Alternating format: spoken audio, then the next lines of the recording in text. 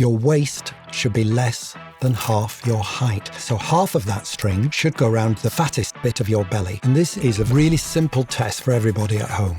I mean, it's not loose. Yeah, you've just done it, you've passed. But fat on your belly is more worrying than fat on your legs or on your arms. And unfortunately, we've started to normalise things like the dad bod without realising that isn't how you're supposed to be. And maybe a third of all the people in the world with type 2 diabetes don't even know they have it. But every year that you have poorly controlled type 2 diabetes, you're losing 100 days of life. And it's because people don't know the truth, being fooled with the packaging and advertising. So let's talk about the food we have on this table, because this is how much sugar I would have thought was in all of these things here. Cereal, a potato, white rice, a banana, and a chocolate bar. So now I'm going to give you the correct figure. The cornflakes is 1, 2, 3, 4, 5, 6, 7, 8. That chocolate bar is 7.5. The banana, that's 6. And then the potato is actually...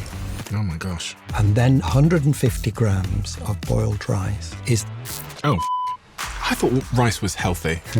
But each of us has a number of different health futures. And what I'm interested in is how do I get you to pick a lifestyle that will get you the future you want? Because my job is about behaviour change. The floor is yours. All right, so off we go. This is super interesting to me. My team give me this report to show me how many of you that watch this show subscribe. And some of you have told us, according to this, that you are unsubscribed from the channel randomly. So favour to ask all of you, please could you check right now if you've hit the subscribe button, if you are a regular viewer of the show and you like what we do here. We're approaching quite a significant landmark on this show in terms of a subscriber number. So if there was one simple free thing that you could do to help us, my team, everyone here, to keep this show free, to keep it improving year over year and week over week, it is just to hit that subscribe button and to double check if you've hit it. Only thing I'll ever ask of you. Do we have a deal? If you do it, I'll tell you what I'll do. I'll make sure every single week, every single month, we fight harder and harder and harder and harder to bring you the guests and conversations that you want to hear. I've stayed true to that promise since the very beginning of the Diary of a CEO, and I will not let you down. Please help us. Really appreciate it. Let's get on with the show. Dr. David Unwin. You were named in 2018 among the top 10 most influential doctors in the United Kingdom. You've got an incredible list of accomplishments and you're held in the highest regard, maybe of all the doctors I've ever had the chance to speak to, by many people that I've spoken to. We were talking before we started recording about what's on your mind and what's been bothering you. And so the floor is yours. What is front of mind for you, Dr. David? What's front of mind for me is the idea that each of us has a number of different health futures. So you have. So in your future, I don't know, there could be cancer, there could be multiple sclerosis, or there could be many futures. What I'm interested in is how do I get you to pick a lifestyle that will get you the future you want? And I think that's very difficult in the world now to know what is the best lifestyle, because you're given so much conflicting advice. And the particular focus for me in terms of picking health futures is around young people, because they've got the longest time to make a difference. And it's getting harder and harder and harder to make good health choices in your lifestyle. It's really hard. I'd say it's a pandemic of poor metabolic health. Yesterday in clinic, I saw 2 people under the age of 25 who had poorly controlled diabetes, and one of them was too heavy for me actually to weigh. And this situation is completely new. So when I was a young doctor and just starting off in practice, that was in 1986. Wow. A long time ago, just north of Liverpool in the practice, I'm still there now. Obesity was rare, and we didn't have a single case of type 2 diabetes in anybody under 55. Not a single case. It was quite unknown. And in fact, type 2 diabetes had a different name. We've had to change the name because of the epidemic. It used to be called maturity onset diabetes. That meant old people. Right? Now we call it type 2 diabetes because we have to include so many young people. It's really, really serious because people are losing their life expectancy. And I'm witnessing this. We're all sleepwalking into a metabolic disaster, and the people paying the greatest price, in my opinion, are young people, and it's a scandal. And I'm hopping mad, really. I think we've started to normalise the dad bod, the big tummy and haha, without realising that maybe that isn't how you're supposed to be. So that's what's on my mind. Young people and their future, and they don't even know. You say young people there, Yeah, because they've got the biggest opportunity to change the trajectory of their health future. Yes. But for the audiences listening that might be in their 50s now, is this advice also applicable? Absolutely. So we know from government figures, UK government figures, that for every year that you have poorly controlled type 2 diabetes, you're losing 100 days of life. That's about a third of a year, isn't it? So whatever age you are, if you have poorly controlled diabetes, you're losing life expectancy. And maybe a third of all the people in the world with type 2 diabetes don't even know they have it because they haven't taken a test, so they don't know. What do you think kills people with type 2 diabetes? Is it some cardiovascular issue? Yeah, well done. Well done. You've not been to medical school. You're doing all right. That most doctors, that's what they'd say, because we know that a high blood sugar over time damages your arteries. So it's a cumulative thing over time. But what you may not know is that actually a rising cause of mortality for people with diabetes is cancer. Oh, really? Yeah. So 8 forms of cancer are strongly associated with diabetes. I want to just define that term diabetes, because I think I went through a lot of my life assuming that diabetes was a disease that some people are born with. And because I didn't have it, I thought I don't need to worry about that. That's really important. Yeah. So first of all, there's type 1 diabetes and type 2. But before I can explain about diabetes, I need to explain about insulin. This is absolutely key to our whole discussion.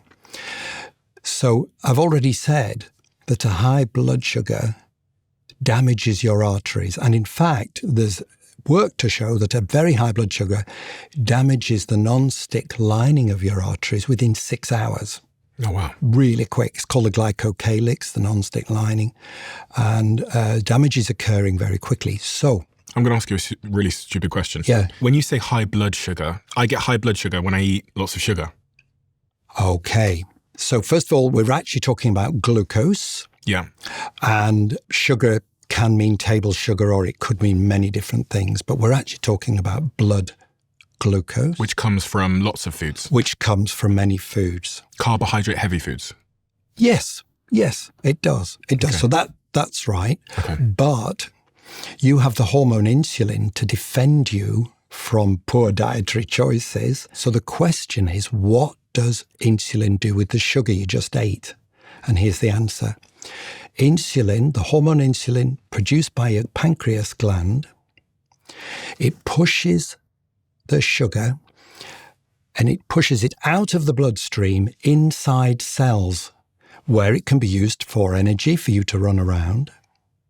But what if you take in more carbohydrate than you need to run around? Well, then that sugar is turned to fat inside cells because it's safer for you to turn that sugar into fat than it is to have it damaging your arteries. So I am somebody with type 2 diabetes, so we can talk about me. So I had a really heavy biscuit habit.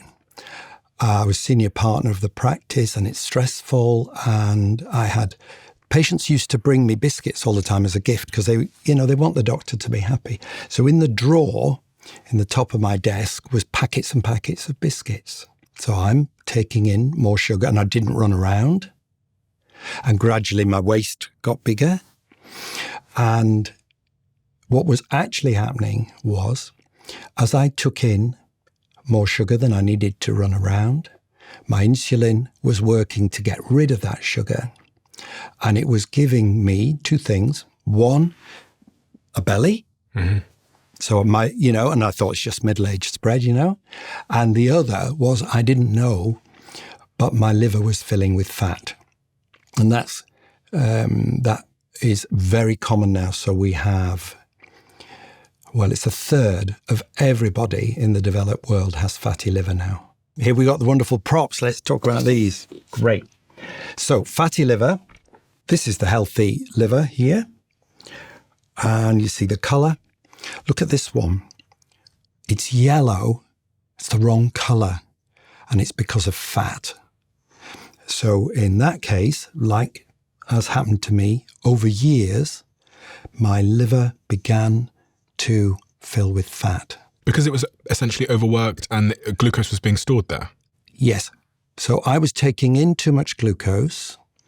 Insulin was doing its good job of taking it out of my bloodstream and forcing it inside cells in my belly, but unfortunately in my liver. Okay. And so there's a progressive laying down of fat in the liver. So if we look at actually some proper liver, so this is the, put on your seatbelts now, because this is somebody's actual liver. So then that's the normal liver. But look at this, it's larger. That's a real human liver? Yes, these are human livers, and that's as it should be. But this, look at this liver, it's larger. And it's larger because there's so much fat in it. Now, the twist in the story is fatty liver interferes with the good work of insulin. So you develop a thing called insulin resistance, which means your insulin is no longer as powerful as it was. It's beginning to become difficult for you to deal with carbohydrate and sugar because your insulin isn't working as well. And the only way to deal with that is the next twist in the story. You have to start producing more insulin. Do you see? Because it doesn't work as well. Yeah. So your pancreas has to crank up the supply. We need more insulin. So now you have two things. You have insulin resistance. Your insulin isn't working as well. But at the same time, you're trying to produce more insulin in the pancreas. This bit's called the long silent scream from the liver. This is work by Professor Roy Taylor, a friend of mine at Newcastle University. And he pointed out that you've got fatty liver for about 10 years. You don't even know. You wouldn't know that your liver's gone fatty and yellow like that. But unfortunately, this is another twist. Fat is being laid down in the pancreas gland, the very gland that your life depends upon producing insulin, and your ability to produce enough insulin collapses. And at that point, you can't regulate blood sugar anymore. But upstream of that, you have a problem. You've got that, but you don't even know. You're talking about what's in my mind. Why are we waiting until you actually have all the problems of type 2 diabetes? So since 2013, I've got hundreds of patients and I'm monitoring the baseline and latest follow-up. So what happens to them? It's really important. And now I have a huge data set that I can interrogate and answer questions. So number one question, let's think about pre-diabetes. So this is in the long silent scream. Well, I can tell you that the people with pre-diabetes in my practice north of Liverpool, 93% of them will get a completely normal blood sugar if they go low carb, 93% resolution, and that will last for years because I've checked. Okay, how about we wait for the 10 years and until Stephen, you've got type 2 diabetes and then you go low carb. At that point, if I can get you early, I've got a 73% chance of you having a normal blood sugar. Let's wait another few years because you don't want to give up bread and you don't want to give up chips and pizza. Fair enough, I'll wait. But, if we wait 5 years, you only stand a 50% chance. So do you see, it goes 93, over 70%, 50%. So the chances of me not needing drugs and be able to do a good job for you are diminishing. So really, it's a stitch in time. Mm-hmm. And so much of this, you don't even know. You don't even know it's going on. One of the things that shocks me is how little we know about what's in our food. Yes. Because I think we all know that biscuits are a food that has a high glycemic index. Well done. Which is a term that I've learned from this podcast, which means... Some carbohydrates are more sugary than others. And then, so that's the glycemic index. What that is doing, it's comparing different carbohydrates with pure glucose. Oh, okay. So you see pure glucose is 100, and then other sugars come further down. But there's something better than the glycemic index, and that's called the glycemic load. The glycemic load takes portions of food and predicts how will that portion of food actually affect your blood sugar.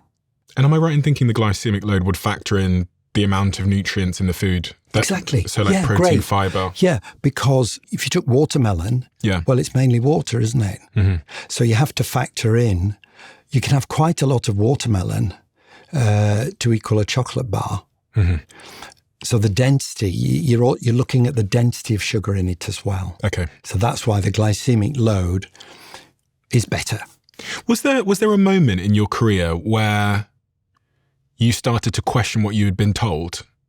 Yeah. So you start as a young doctor. I wanted to be part of a small community and stay there and make a difference. And then comes the sad bit, really. So for the first 25 years, I was trying to do what's in the guidelines. I was trying to be a good doctor. But what I noticed two things. Number one, I noticed what I've already said to you, that the health of the population I cared for was deteriorating. It wasn't getting better. So if I'm the doctor in charge of the practice looking after these people and health is deteriorating, am I not responsible? And where is all this difference I was hoping to make? It just wasn't panning out. At the same time, I'd always in my heart felt that prescribing lots of drugs felt a bit wrong. It felt like a mini failure, because how is somebody well if they're taking 6 tablets a day? Was there one particular patient that you met? There were two. Two things happened, both to do with very powerful women. The first powerful woman was a lady I'd known for over 10 years. She and her husband, I'd cared for them both. They both had poorly controlled diabetes, and they were both very heavy. At the time, I could monitor how compliant my patients were with their medication. And if I'm to be truthful, in part, that was how I was paid. So part of my payment was to do with, are the patients having, in this case, metformin, the most commonly used drug for type 2 diabetes. Part of your payment? Yeah.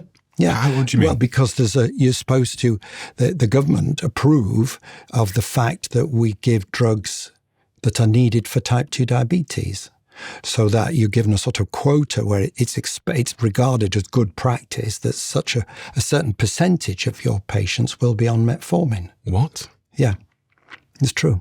So is it fair to say that you were somewhat incentivized to give people metformin? Yes, that would be true.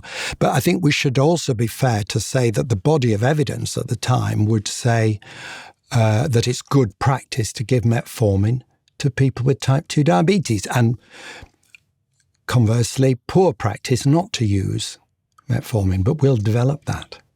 So the backdrop is we're monitoring the patients who stop taking their metformin, because that is, number one, poor practice, and number two, actually costs me.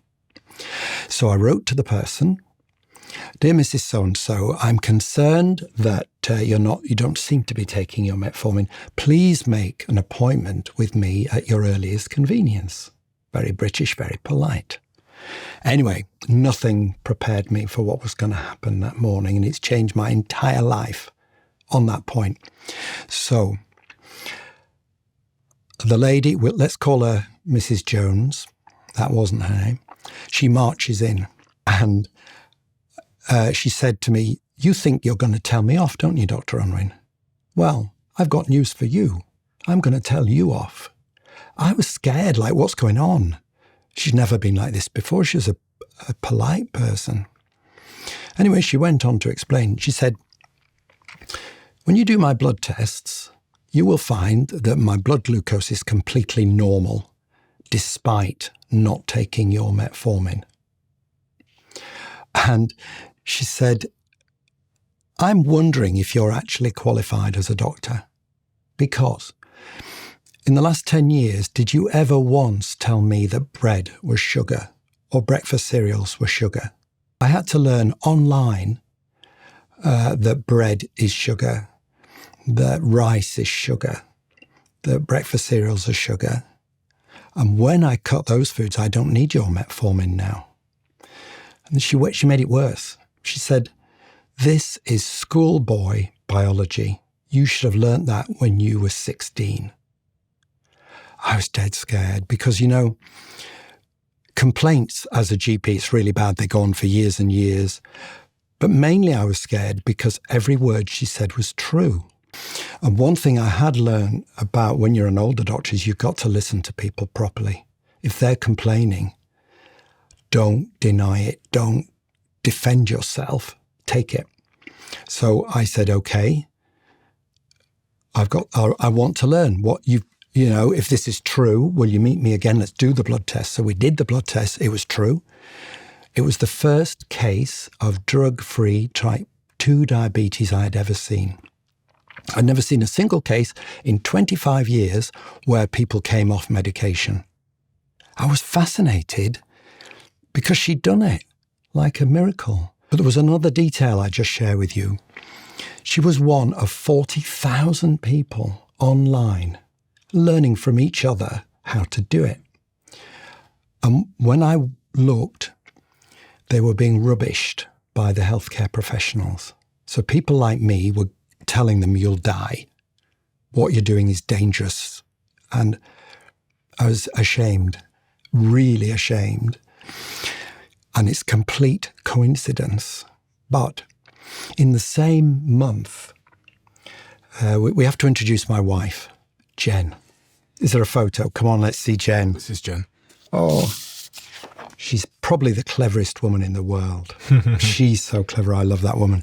So Jen, her back, she is a clinical health psychologist, and she's fascinated by the role of hope in disease and the difference it can make. And she spent her life researching the difference that hope makes to clinical outcomes.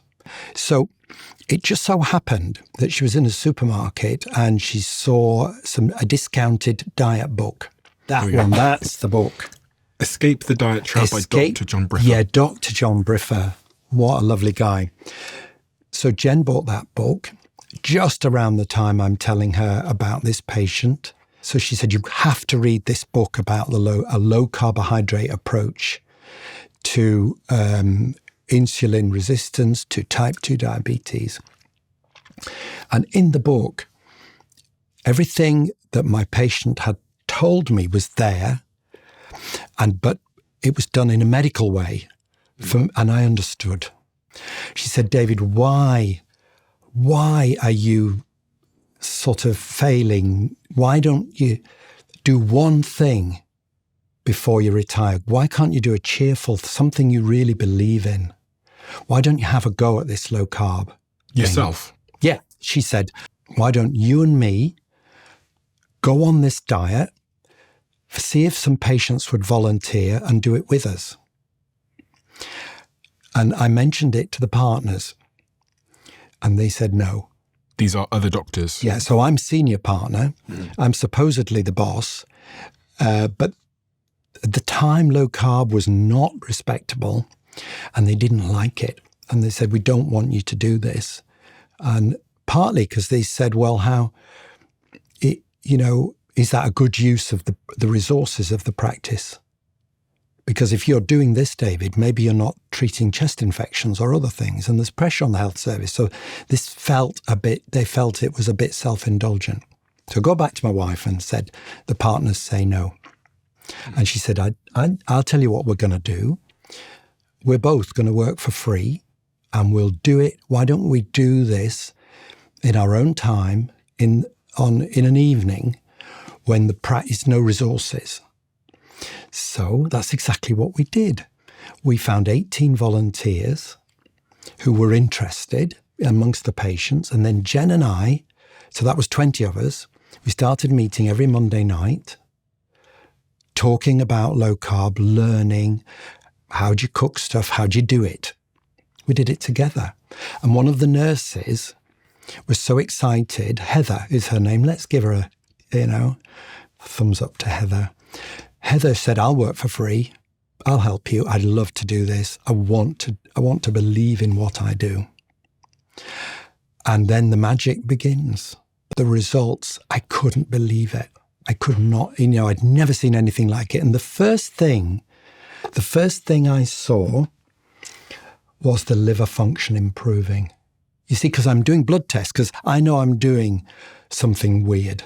I'm doing something that I would be criticized for. So if you're going to do a weird thing, you need to measure stuff.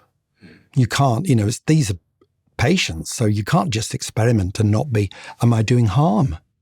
What's happening to the cholesterol and the lipid profiles? So I was monitoring stuff really closely.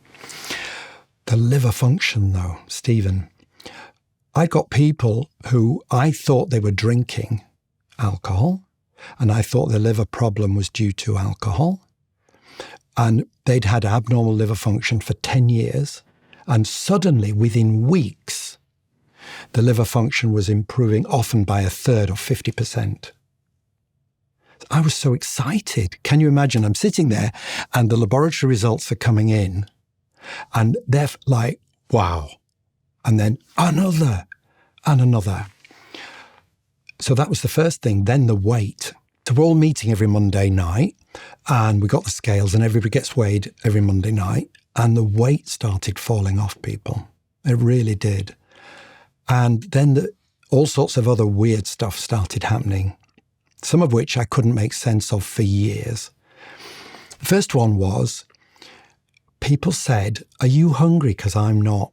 And they started saying things like, do you have to eat breakfast? And I wasn't hungry. I wasn't hungry. They were telling me the truth because I was experiencing this with them. Why are we not hungry? That's so odd. And I was not bothering with breakfast, so I didn't eat it. You don't have to have it. And my belly went away.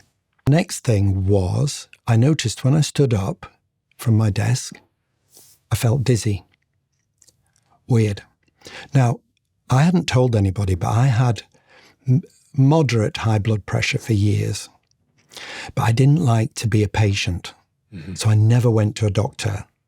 I just put my head in the sand. So I had high blood pressure for years.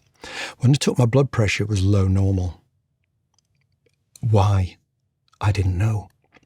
But on the patients as well, I'm doing that as well. I'm measuring all the blood pressure and it's improving. So it's getting weirder and weirder. Liver function improving, weight going down, blood pressure improving. In those days, the blood test that we did was a thing called a hemoglobin A1C. The A1C in America, this is the average sugariness of your blood for the preceding 3 months. So the results take a while. Mm. But then when the hemoglobin A1C came in, there it was. We were getting really spectacular improvements in average blood sugar. And that's kind of how it began. So that's 2013. So that's 13 years ago. And the rest is history. But I was completely blown away. And I was full of curiosity about all these other things and how was it? Why were these things improving? So in those 13 years, how has your fitness, your health changed? My mental powers were much greater. I could concentrate better. I wasn't fretty. So I noticed that. The next thing I noticed was I needed a lot less sleep. So yeah, in the beginning, I used to have a little sleep on my doctor's couch every lunchtime. So I'm a senior partner, so you press do not disturb and you put the curtains round and I have a little nap on my own couch for 20 minutes. It was the only way I could get through the day. I didn't need that nap anymore. I was less sleepy. I needed an hour's less sleep a day. I could think better. I could cope with the same problems. And this is so weird. mentally I was stronger. It was like being a younger man. The way, I don't know, I think you have a sense of mental horsepower. Going back to the top of this conversation, you talked about how everybody listening right now has a variety of different health futures. Yeah. And which health future they end up in is going to be determined by the everyday decisions they make. Yes. So I want to really zoom in on some of those everyday decisions. We talked about you and your biscuits. And at the time you said you were probably quite sedentary as a doctor. Yeah. Sitting in a chair, patients all day coming long. in. Yeah. You weren't doing exercise? No, I didn't fundamentally believe it would make that much difference. And this is such a great point. You've a really great point. So let's think about weight loss. So I would give advice on weight loss to my patients, and I would say, eat less and move more. And I'd even sometimes say that Belson thing, the no fat people came out of Belson. I've never heard that before. But it's a horrible thing to say to a patient, isn't What's it? Belson? Well, that's in World War II where they all starved. Poor things. Okay. So the point is you're saying to somebody with an obesity problem, It's their fault. yes, you're blaming them. That's exactly the point. And that's what I did. And it's worse than that because I give them that advice and it just about never works. I did a horrible thing. I used to say to them, right, so why don't you just have 2 tablespoons of All Bran a day? Oh, breakfast cereal. Yeah, with skim milk. And I would advise a few multivitamins and a couple of pints of skimmed milk a day. That was my advice. And then when it didn't work, who do you think I blamed? Them. Yeah. And this was all part of my epiphany. I never joined the dots that the failure was not theirs, it was mine. And that's horrible, isn't it? Imagine 25 years of I was blaming patients for their failure to lose weight. And it was my failure because I didn't give them advice that worked. And if you keep giving the same advice to people and it doesn't work, shouldn't I have questioned, but isn't that happening in society overall? How are we doing? How are we doing with health? How's it going? It's a disaster, isn't it? So we need to do something different. But for me, for 25 years, I did not believe that lifestyle was key, and now I do. And that's why I didn't think that the biscuits made that much difference. Obviously, I knew basic nutrition, so I made sure there's protein and there's iron and stuff. I fundamentally believed that drugs is what I should be using, medication, and that lifestyle was a sort of add-on. Isn't that terrible? I think this is so important because it really gets to what I believe the average person thinks as well. Yeah. We were talking before we started recording about some of my friends. There's 2 friends I mentioned. One of them is a very, very successful businessman. Everybody knows who this person is. And they asked me this weekend, is pizza healthy? And I just couldn't believe it. It's gobsmacking. It's like, what pizza? What? Because they were trying to choose between. They usually have a big 12-inch pizza for lunch. And he was asking me, what's healthier, Stephen? Nando's chicken or this 12-inch pizza he was going to get? And I literally looked at him like I was looking at a ghost. I was like, are you winding me up? And he was genuinely serious. He's almost 60 years old now. And he doesn't know if a chicken breast is healthier than a 12-inch pizza. And the other example that I mentioned to you before we started recording is a very famous Premier League football superstar legend who you would assume had gone through those sort of 15, 20 years of being an academy player and then a pro athlete, knows what has sugar in and what doesn't. And he was asking me, is a big spaghetti carbonara, is that healthy? Is that a health food? Because he said to me during his football years, they were told always to carb load. And again, it gave me a huge amount of empathy because it made me realize how, even though there's podcasts like this where we talk so much about health, and even though there's the internet now, this information is not getting through to the average person for some reason. And they too, I believe, but think exactly what you just said, that health is, it's this sort of accessory where my fate is determined anyway. And if I do this health stuff, which is a bit of an inconvenience because these Percy pigs taste great, or these candies taste great, then I might be able to look a little bit better, a little bit more aesthetically pleasing. Yeah. But my fate is determined. Yeah. The simple point, nutrition, we're not teaching it. So there's only 3 macronutrients. There's only protein, fats, and carbohydrate. And yet your friends there haven't even got the 3 macronutrients. And they are successful, intelligent people. Mm-hmm. So somewhere we're going badly wrong, aren't we? Someone came in and pitched a fruit snack business. And it's basically dried out fruit pieces. Now, I looked at the back. I'm loving this already. Yeah. I looked at the back. Yes. And it said, in the range of 60 to 70% sugar. Because what they've done is they've taken exotic fruits like mangoes, dried them out, and now you have this little chip, which is this just piece of mango, 60, 70% sugar. So I'm looking at the back of this thing thinking, this is candy. Yeah. This is basically candy. Thank you. But I'm looking around and because it uses the word fruit. Yes. People have this sort of halo assumption that if the word fruit is on it, fruit juice, fruit snacks. It'll sell. Yeah. And also it's a sort of who cares about the consequence, but we'll make a pile of money selling dried up fruit. And they miss what you read on the back. Yeah. And it's 67% sugar. I was like, this is not healthy. Is that okay? How's that? What if somebody had type 2 diet? What for kids we'll just give them. Yeah.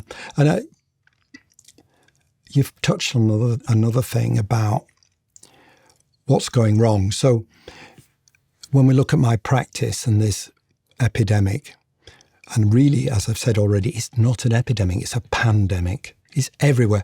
I go all over the world, and obesity, type 2 diabetes, poor metabolic health it's everywhere. It's everywhere.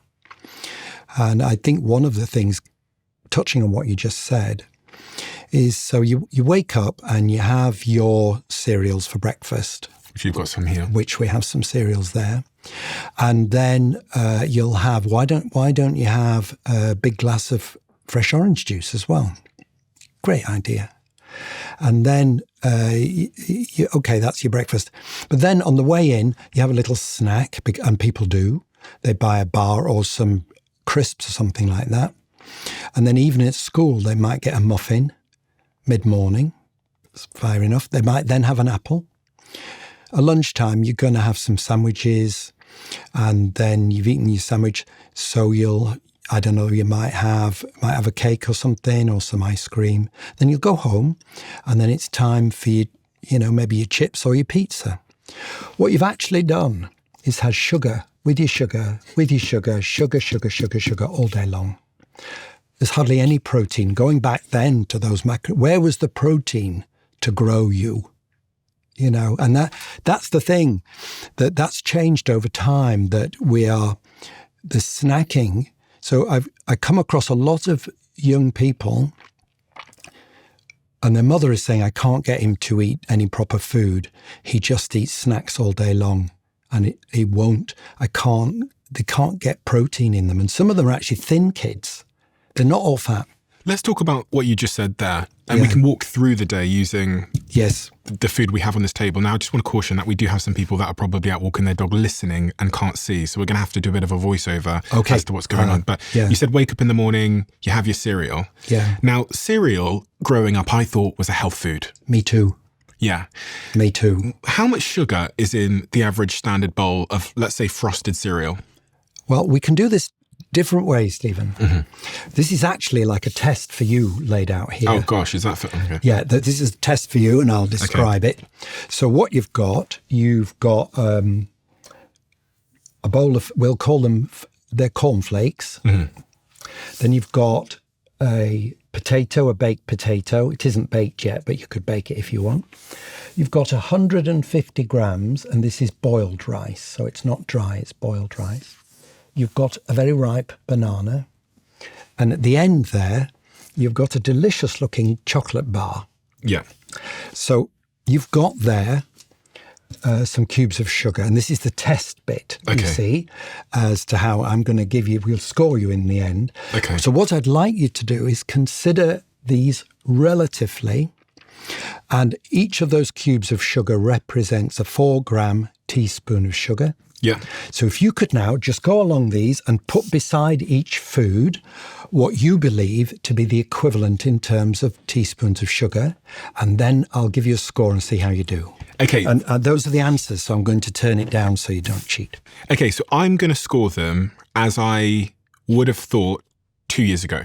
Thank you. Yes. Because 2 years, I've interviewed a lot of experts, so I'm generally quite shocked by all these things. But Yeah. I'm going to score them as I would have thought when I was 31 years old 2 years ago. So Yes, that's great. cereal, honestly, Yeah. I And there's no sugar on it. It's not a sugared cereal. It's just the dry flakes. honestly didn't think there was sugar in that. Yeah. So if you had pushed me, I would have. Well, give it one, eh? I'll give it one. Thank you. But I didn't think there was sugar in All that. right, one. Again, a potato, I didn't think there was any sugar in a potato. So even giving it one feels like I'm lying because I didn't think there was sugar in a potato. And I'll be honest, rice, I didn't think there was any sugar in rice. Okay. A banana, it tastes sweet. Yes. So my brain would have said one. Yeah. But this chocolate bar that's in front of me, I would have said, I'm going to say two. Okay. Two or, I'm going to say three. Right. I'm going to say three. I actually think it was two, but Right. that's how much sugar I would have thought was in all of these things here. Cereal, a potato, white rice, a banana, and a chocolate bar. Right. Well, To be fair, I still kind of do, but I know better. So now I'm going to give you the correct figure. Now, this is worked out from the glycemic load that we already discussed. So I explained about the glycemic load. And then, so in clinical practice, I had a problem. And my problem was in 10 minutes trying to explain to you how you could eat differently and why you should eat differently. And so I needed a way of quickly communicating with children, with old people, with a teacher, the consequences of dietary choices. So I came up with a new idea, which was, why don't we represent the glycemic load, and instead of using grams of glucose, which nobody understands, and what's glucose anyway, instead of doing that, we redid the calculations, redoing it for 4 gram teaspoons of sugar. And that's my teaspoon of sugar equivalent system. And I'm using that now to give you the correct answer. Okay. Right. So the cornflakes is 1, 2, 4, 5, 6, 7, and 8. 1, 2, 3, 4, 5, 6, 7, 8. With no frosting. No frosting, What on earth? no milk, nothing. The potato, obviously it depends on its size. That's quite a big one. So that one is 1, 2, 3, 4, and there's more. 5, 6 is 9. There they go. 9. Equivalent of 9 sugar cubes. Is that Glucose. 9? Yeah. Right. I'm going to leave the rice till last. That chocolate bar is actually, you could do it for me, is 7.5. So you can give it 7. 7. Now, the banana depends on the size and how ripe it is. A ripe banana has more sugar in, as you probably know when you eat it. But that, let's say that banana is quite a ripe one. It looks quite ripe. Let's say that's 6 because it's a big banana. Oh my gosh. Okay. Then the final one, obviously, is going to be the killer, isn't it? I thought rice was healthy. Well, I thought suppose white it rice depends. was really healthy. It depends. So, this is 150 grams of boiled rice. 3, 4, 5, 6, 7, 8, 9, and 10. So that's the winner. And I would say that's the single fact around the world. So my teaspoon of sugar, there we are. That's one of my teaspoon of sugar charts. So what you've got there is the food, the glycemic index, the serving size, and then the teaspoons of sugar. there. So this is available. The Public Health Collaboration is a charity I helped set up with Dr. Rangan Chatterjee 10 years ago. It's our 10th anniversary tomorrow. These infographics, there are actually far more than this. There's 7 more. They're available in 35 languages. Volunteers have translated this to go all over the world. It's not copyrighted. I want people to steal it, take it, use it. So the white rice fact, I would say, has astonished people all over the world and led to me becoming far better known. What about orange juice? A lot of parents, including my parents, gave me orange juice, and I used to think that orange juice was a health food. So I'd go to the fridge, I'd open the Sunny Delight or whatever it was, Sunny Delight, and I would drink that, and I'd think I'm going to be strong and big, and my body's going to love me. Well, there's a lot of sugar in orange juice. There's a lot of sugar in orange juice, and you've taken away once you take it from the fruit, as it was meant to be, and you juice it, the sugar hit is fast. So what that does is, if we go back to insulin again, so you drink the orange juice, your blood sugar goes up rapidly. So your body responds rapidly with insulin. Then what happens? Your blood sugar falls, but then you're kind of hungry again. And that's what happened to me with the biscuits, wasn't it? I ate biscuits, my blood sugar is up, then insulin comes in, heavy and slow, but too much. Then I thought I was having a panic attack because I had low blood sugar. And what's the answer to that? More biscuits. And round you go, round. And that's how, without thinking, you'd start the day. Starting the day with a sugary breakfast without enough protein in it is driving hunger. And then you wonder why you're ravenously hungry at 10 o'clock. There was a few others that shocked me. One of them was I was in Peru, and obviously Peru's quite famous for chocolate because of the cacao and all that stuff. And so we went to a chocolate making class, and he told us to make dark chocolate, normal chocolate, and then white chocolate. Yeah. And when I made the white chocolate, this guy got me this big glass cylinder, and he goes, "Here's some white sugar." He goes, "Pour it in." So I get it, and I pour some in, and he goes, "No, my friend, pour it in." Yeah. And I pour it and pour it and pour it and pour it and pour it and pour it and pour it. And I'm not kidding you. I feel like, and I have to check the facts here, so community note me on the screen, Diversio team. I feel like I poured into this huge glass cylinder 80% of white sugar. Yes, you and would. Then it's true. Yeah, and then he said, true. Put some syrup in. I went, what? Syrup. I said, this is white sugar. It was like some syrupy stuff, some oil stuff. And I was like, so white sugar, so white chocolate is like 80% white sugar. Yeah. I've never eaten white chocolate since. Yeah. Ever. That's so important. So very often people think they're a chocoholic. That's really common that people say to me, I'm addicted to chocolate. If you actually look at how much sugar there is in milk chocolate, there's many teaspoons of sugar in milk chocolate. If you eat 90% dark chocolate, there's only about 2 teaspoons of sugar in a bar.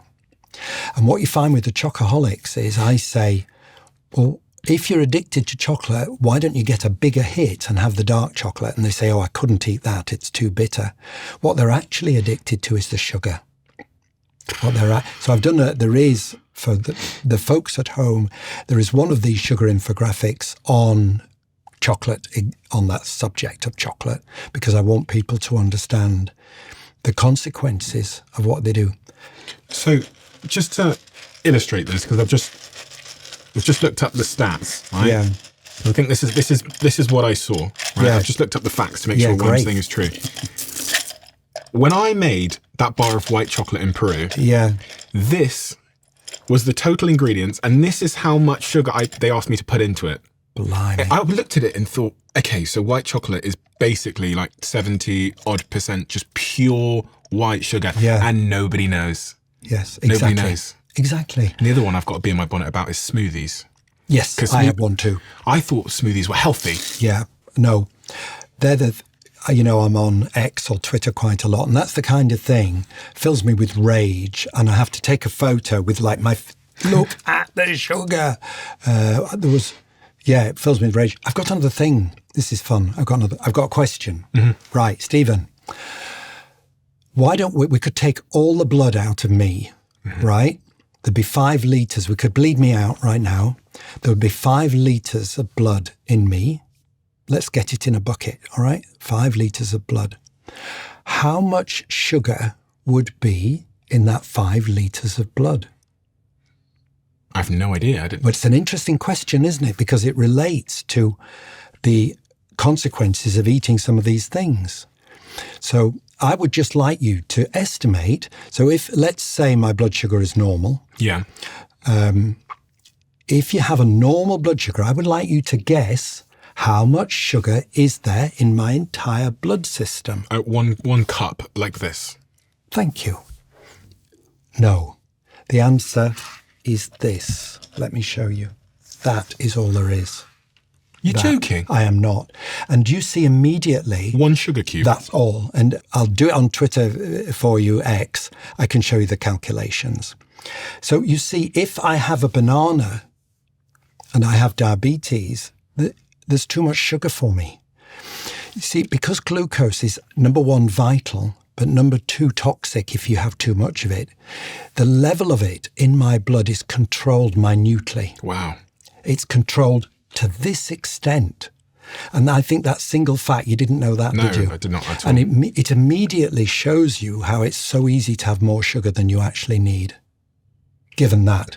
And if your insulin stops working. So for me, I've done an awful lot of this. So I monitor my blood sugar with a continuous glucose monitor. And I get my blood sugar up on my phone. So I can check at any time what my blood sugar is, and we'll do it in a minute and see.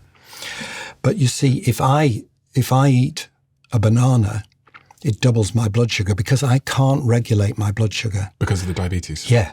So a whole banana is far too much for me and will double my blood sugar. Because you see, if I'm only supposed to have this much and I have that much, gosh, yeah, it's too much for me and I feel ill.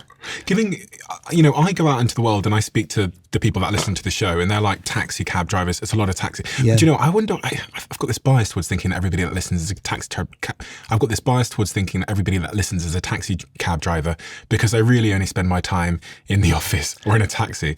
So I get lots of feedback from these cab drivers. Yes. And the average person out there listening now, they don't know how to check if the food they are eating is good or not because the labels on these foods, I've got so obsessed by the marketing. Yes. Yeah. And, I was looking at this bag of sweets the other day and it said, made with real fruit juice. And they put it front and center. And I was almost tricked. So I can't imagine someone who doesn't spend their time interviewing health experts, how easily the general public is being tricked. So what is your advice in terms of spotting this stuff? Like, what do I look at? Because right now I spend a lot of time looking at the sugar part. Yeah, that's great. There's different ways we can do this. And obviously, this is how I spend every clinic. I'm in clinic yesterday. This is what I'm doing. I'm trying to help people understand. It's sometimes easier to talk about what you would eat rather than what you wouldn't eat. So for somebody with insulin resistance or type 2 diabetes, I would tend to say, well, why don't you base your meal on protein? So what have you got in the fridge? Could it be chicken? Could it be eggs? What would it be? So that's your protein. Have loads of it. Then I'm thinking, right, green veg. What green veggies would you tolerate? What green veg could you buy? It might be frozen beans, or it might be salad or whatever. And then I'm saying, how would you make that green veg tasty? Pour barbecue sauce on the top. No, full fat mayo, or butter, or olive oil, or whatever. So that I say barbecue sauce because when I looked at the back of mine, I had the shock horror of realizing that it's a common one. 30 sugar cubes in a standard bottle of barbecue sauce. There you go. It's just pouring sugar on top. It is. You have to be so vigilant. And I think to do it successfully, I'm quite interested in the idea of, could you eat real food that's not in a packet? It's Russian roulette, food out of packets. And yet I understand my patients north of Liverpool Where are they going to buy the stuff? So I try and help them with, you could do it that way. If you're going to eat stuff out of packets, you have to wise up and you have to look at the carbohydrate content and bear in mind every 4 grams is broadly equivalent to sugar. So if something's got 100 grams of carbs in it, I've already said carbohydrate varies in how sugary it is, but it gives you an idea it's very sugary. So you see the error you made with the cornflakes is there's no sugar there, but it's all carbohydrate, and it's a very sugary carbohydrate. I think we need to just explain that for people, which is when I looked at those cornflakes, the question I asked you is they're not frosted, so there's no sugar on them. Yes. But what the body is doing is it's converting the carbs into glucose. Right. I've got a good way. So we have to think of starchy carbs as actually glucose molecules holding hands.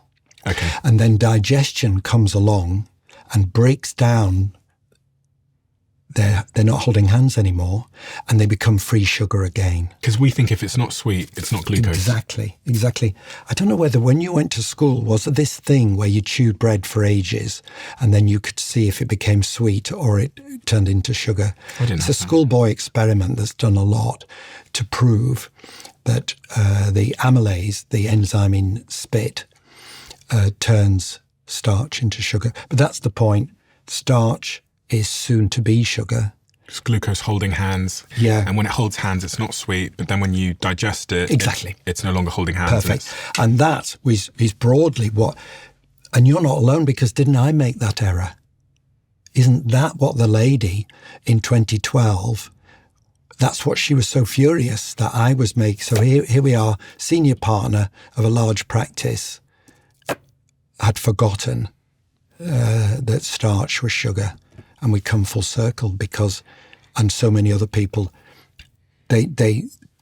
patients say to me, Dr. Unwin, I know not to have sugary things. I've given up sugar in my tea and coffee, and I don't understand why my blood sugar is so high. People say that very often. And then, of course, we use the teaspoon of sugar equivalents or a continuous glucose monitor to really show them what's going on. Something that a lot of people have is bread. Yes. White bread. So I did some research and it said a single slice of white bread contains about 0.5 sugar cubes, but a full loaf can pack up to 12 cubes of sugar in it. That's true, but it doesn't include the fact that the wheat that makes the bread will turn into sugar as well. Okay. So on my teaspoon of sugar equivalent, even a small slice of brown bread is about 3 teaspoons of sugar. Is there a healthy bread? That's a really great question. And of course, it depends how well your insulin's working. So if you're young and you take a lot of exercise and your insulin's really good, then maybe brown bread is okay. If you're like me, though, with insulin resistance, it would have to be low-carb bread. So I wouldn't normally eat bread under any circumstances, but I might have low-carb bread. I did some research, said sprouted grain bread, never heard of that before, or 100% whole grain rye are the healthiest options because they contain zero added sugar and high fibre. So, right. I mean, what I'd say to people, again, it depends. How much exercise do you take? How do you know? Have you had your fasting insulin measured? Do you know if you're insulin resistant or not? Mm-hmm. If you're healthy, take lots of exercise. Sounds good. Fair enough. If you're beginning to develop a tummy, well, maybe not so good. And if you don't know, I'm a great one for experimenting. And that's where I come back again to consider buying a continuous glucose monitor, the thing you wear on. I've got one on me now, and it tells my phone how is my blood sugar, so I can experiment. Then I could try your bread, and within an hour, I would know. This has had probably the single biggest impact on my office. Of all the products that I've tried that have given me productivity gains or cognitive boosts, I would say that exogenous ketones are in the top 3 most pivotal things that have given me a massive productivity gain. It's some Stanford graduates that have been able to basically bottle up the effect you get from being in a ketogenic diet in a small shot that you can take that makes you feel incredibly focused and gives your brain an incredible source of energy. And the clinical studies that have been done on exogenous ketones have absolutely blown my mind.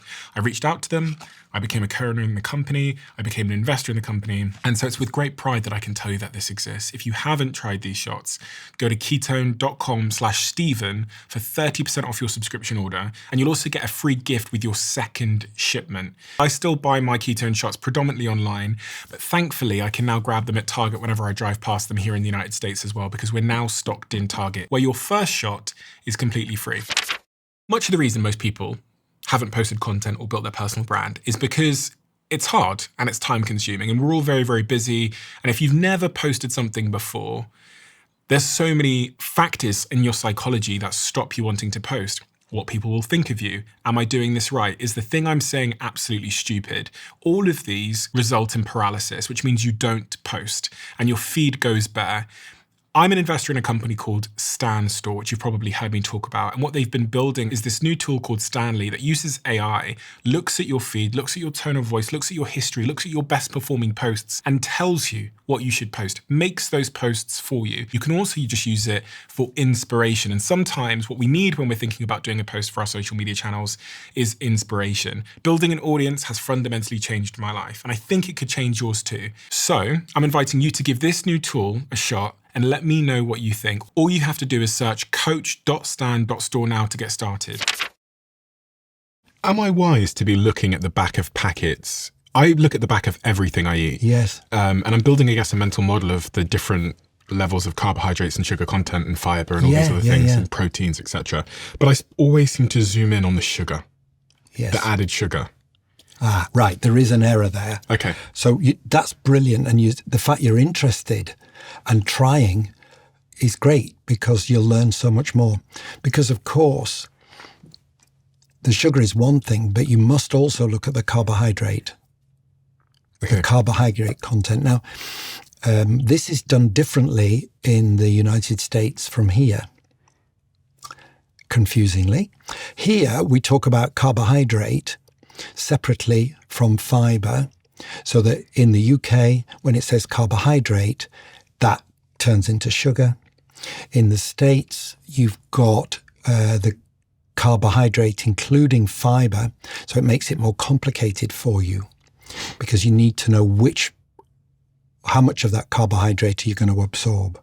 Well, let's go back to the 3 macronutrients. So you should be interested in protein, how much you want to be a muscly kind of guy, so you want your protein. The carbohydrate, well, why do you need that? I'm wondering. And then fats, well, you might need those for fat-soluble vitamins. So those are the 3 things so that you become more sophisticated. And if things have a lot of preservatives, if they have an awful lot of ingredients, I'm immediately suspicious. I think one of the things that I've come to learn through interviewing people like yourself is that it's not just the direct consequence of having a big glucose spike or having high blood sugar. It's also the fact that when I eat things like Mars bars or the white rice here, I then get more hungry later. Exactly. Which means I eat even more sugar that same day and the next day and the next day. And of course, that's what my patients, right back in 2013, it was the absence of hunger they found fascinating. Mm-hmm. And I did, because I'd been hungry all my life, because all my life I'd been carb heavy. And I didn't realize that the more carbs you eat, the hungrier you become. I don't know, have you ever tried fasting? I bet you have. Oh my gosh, yeah.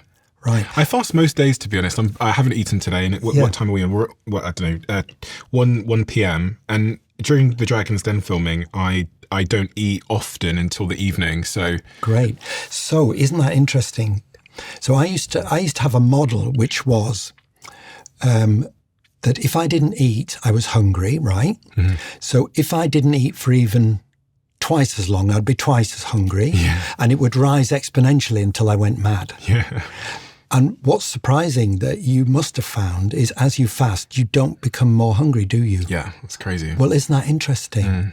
That actually the more I eat, the hungrier I become. Same with when I'm on keto. Pardon? When I'm on keto. Yeah. I can't believe it's like hunger just vanishes. And the other thing, the remarkable thing I love, what are those cinnamon roll things? I love those cinnamon rolls usually. I love them. And when I started doing the ketogenic diet, which is very, very, very low carb, I remember walking up to this cinnamon roll concession stand in Cape Town and looking at them, and they were doing nothing to my brain. There was no temptation, no craving. I've had that. It's like, where's the craving? It's like a superpower. Yeah. Honestly, I've had that with Christmas cake. It was my kryptonite. It was the kind of thing I was sneaking down when they'd all gone to bed and having more.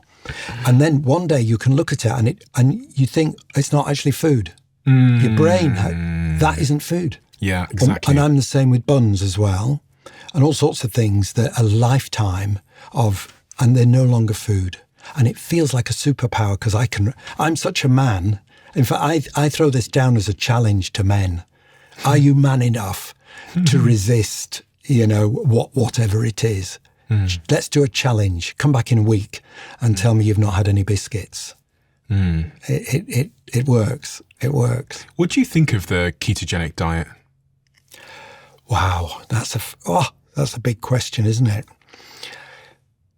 And don't you think we need to begin with what you want? So I think we need to begin with your goals and hope.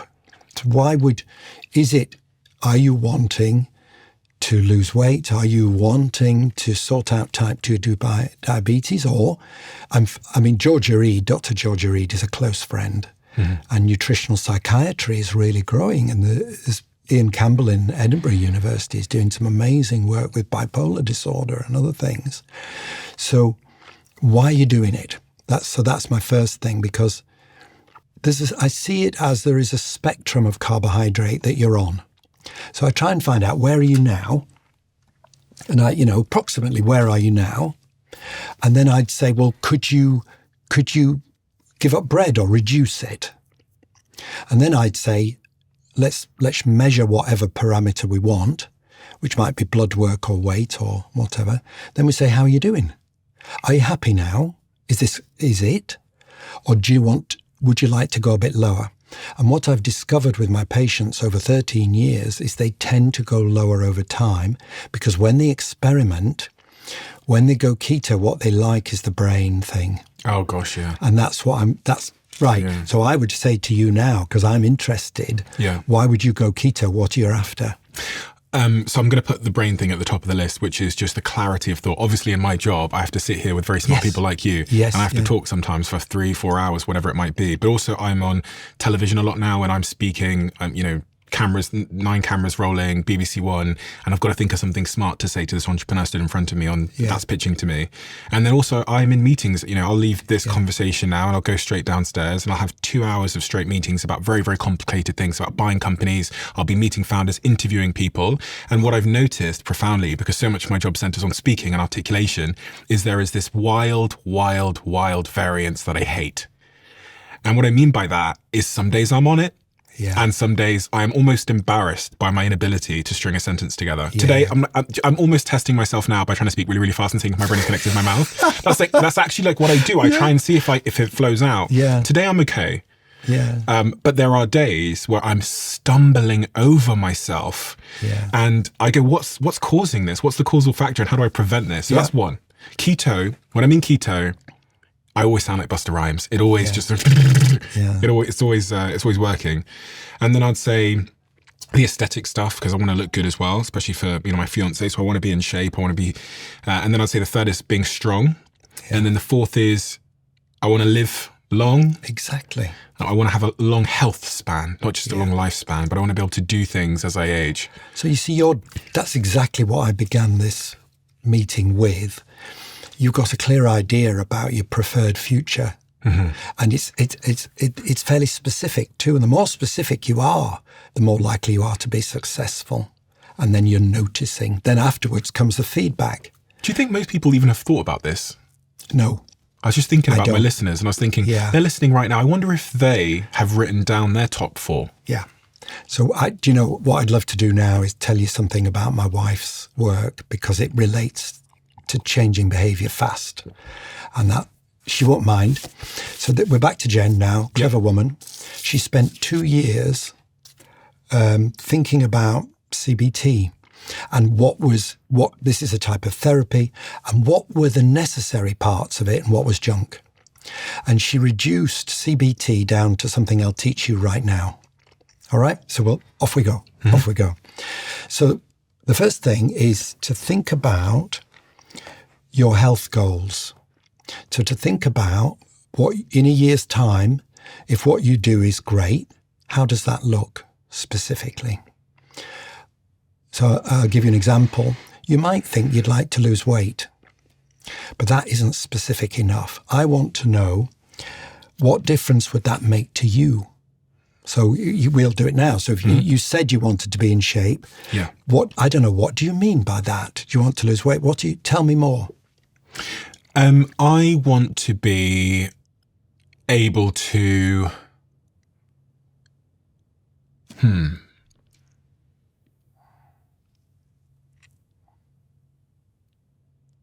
what I'm really, I think, scared of, I'm just going to be completely honest, is I'm scared of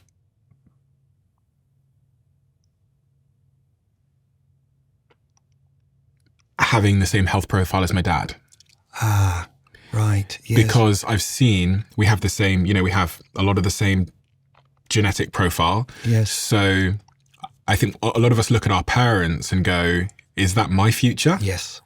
Yeah. And to make it even more specific, I remember walking down some stairs. I've said this once before, but I remember walking down some stairs in Bali, long, steep set of stairs down to go white water rafting with my fiance. Yeah. And I remember as I walked down those stairs, recalling that my dad can't walk up a single flight of stairs without problems. And I remember thinking, my dad wouldn't have been able to come whitewater rafting because we've got to walk back up these stairs. Yeah. And so my dad would have lost out on one of the great joys of life, which is doing enjoyable things with friends and people you love, because his health is now, in that regard, is gone. So I've always thought of that. And then generally, like I remember when I was younger, my dad used to play like football with us and all these things, and he's unable to do that now. And so and because I've done this podcast so many times with health experts, I realized that the decisions I make at 30, which is where I am now, exist on this really interesting, quite predictable curve of inevitable decline. However, not like inevitable loss of lifestyle. What I mean by that is I just have this picture in my head of all these graphs I've seen where like your peak is around maybe 2030 and then you're going down, which we all accept. But how far you go down is determined by decisions you make right now. Absolutely. The decisions I make now will end me at 70, 80 years old in either the inability to walk or the ability to run. Yeah. And it's all about what I do now. It is. So let's just refine that. So I've got your goal now. So let's park your goal. Now, the next thing we've got is, in the past, what have you done that's worked towards those goals? So you probably tell me some stuff you've done that's worked. Things like going to the gym? Yeah, anything. Okay. Anything quickly that you did that worked, is a first, helped that you did and you remember that worked. So tell me anything. So I said to myself one year that I was going to go to the gym every single day. Terrible idea. Because I got 5 months in and then I missed a day, then it was over. Right. I said to myself another year, I think this was 2017, that I'm going to get a 6-pack for summer. Terrible idea. Because when summer came, or I got the 6-pack. But my question was what did work in the past, not what didn't work. So what has worked for you in the past? So those two incidents helped me change my idea. And the idea that I came up with was I set not a achievable thing as a goal, but consistency as the goal. Great. And consistency became, for the last 4 years, this idea that the goal, my fitness goal is consistency, means that every day I wake up, I get a shot at it. And if I fuck up today, then I've got another shot tomorrow. Right. Leave it there. That's good. So we did the goal and then we did the next thing. The next thing is resources. Mm-hmm. So it's what do you bring to the consultation that you've done in the past? Intelligence, resources, friends that will help. Yeah. You come already with expertise in yourself. So I'm not the expert to tell you what to do. You've already got some stuff. Yeah. Then we go to the next thing. So if we had your goal at the beginning, which was the fitness and the so and so. Today, what might be a small step towards your goal, a realistic small step towards the goals we've already established?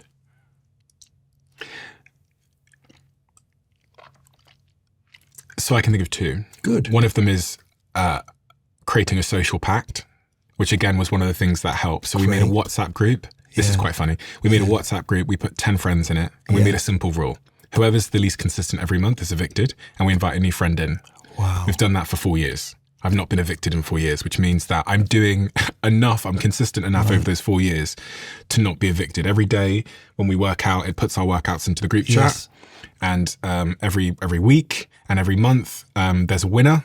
And there's this league table, and you get these little emoji medals. And there's actually, I won 1 year, so I've got this physical massive gold belt on my bookshelf at home. It says Fitness Blockchain World Champion. Brilliant. So I've done that for 4 years. So a social pack really helped me, the sort of accountability to others. Yeah. And the other honestly was just, as I said a second ago, when I set the goal of going to the gym every single day, I set myself up for failure.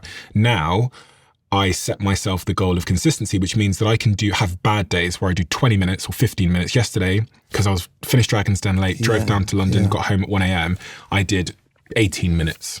Yeah. And reducing the size of success really helped me to keep my feeling of momentum. Brilliant. We're nearly at the end of your degree in psychology. Okay. And I'm going to pull it together. The final thing is, when things... what would you notice for you when things are going well? What would you notice? So you've done some of these things. What is it you actually notice? As in the benefit to me? Yes, What do you notice? So if tomorrow is a really good day, what might you notice at the end of it? Because you've much experience in this now. What would you notice? I mean, the first thing that comes to mind is just how I feel. Yes. I just feel... Do you mean emotionally or energetically? All of it. Great. All of it. Emotionally, I feel good about myself. Yeah. Energetically, I feel more energetic. And there is this element of identity in there where I have an opinion of myself and who I think I am, and I think I'm a healthy person, and I think I'm someone that's in control. And when I'm not performing the consistent behaviors that I want to, I think I start to question that identity in a way that causes a lot of discomfort and say, well, you're not in control of your own life. Like that's crazy. So I think it links into self-esteem. Yeah. It really. So what we've just did, we had the goals, G. Yeah. Then we had your resources, R. Yeah. Then we had increments. What things had you done, little things on the way? And then finally, I invited you to notice and reflect, and that spells grin. And that's Jen's published grin model. I just did it for you right there. And I could do it faster than that. I do it in nearly every surgery I do, because what I'm trying to do is find out about you. Mm-hmm. And you didn't find out much about me in that process, did you? No. But I found out a lot of really useful stuff to you, and it's motivational. And much better to do that than me tell you what to do. And I'm not a talking leaflet, but motivation, this is what Jen has taught me, is key in everything we do. And the grin model isn't bad. Clever woman. So what do we do with the grin model? And so this is really helping me figure out how to change my behavior? Like, yes. How does one apply it? Or are you saying that everyone listening now should answer those 4 questions themselves? Yes, I do. Because otherwise, it's possible to spend a lot of time blaming yourself. Mm-hmm. And particularly around if we're discussing weight problems and so on, you can spend a lot of time saying, I'm to blame, or I wish, or I shouldn't have. That, after Christmas, everybody feels like this. But what is much better, rather than focusing, you're wasting energy if you start thinking about guilt and negative stuff. And what Jen's trying to do is getting you to engage in thinking about a better future. And what the whole of that 5 minutes was, engaging you in First of all, the goal of a better future, then some resources towards your better future, then the first steps towards the better future, and then noticing what's good. Mm-hmm. Because I think in medicine, what we've done, how do you get a doctor's attention? You get a doctor's attention by saying, oh, it's so bad. It's so bad. My pain is so bad. And I realized I had trained my patients to think that moaning was how, they got my attention. And if you do that, the result is a very miserable 2-hour surgery. But if you can talk, even people having a terrible time have got hope if you can find it. They have goals if you can discuss them. And you could have somebody with a drug addiction or, I see people, dying people, also every clinic I'm seeing sad stuff. But if you can also investigate hopes and good stuff, as a doctor, I'm so much more energetic, so much more hopeful. I'm having a great time. And I wasn't when I was 55. That's the process. I bet there's so many people listening now that maybe they, because they listen to this show and they've got the sort of basics, they go, do you know what? I understand this stuff and I'm making good progress, but I live with or love someone who I'm scared they're going down a slippery slope. Yes. And I don't know what to do. Do I intervene? Do I hide their sweets? Do I blame? What do I do? That is so hard, isn't it? That's so hard. I think you can. Weren't you in that position to some degree? Yes. So my first wife had a very severe addiction problem. So I lived with that for 12 years and she's unfortunately died now. So I lived with very, very serious addiction for 12 years. And what you're doing then is you're living with uncertainty, serious uncertainty. You cannot say what you'll come home to. You have no idea. No idea. It brings chaos into your life. It's very, very hard. Addiction?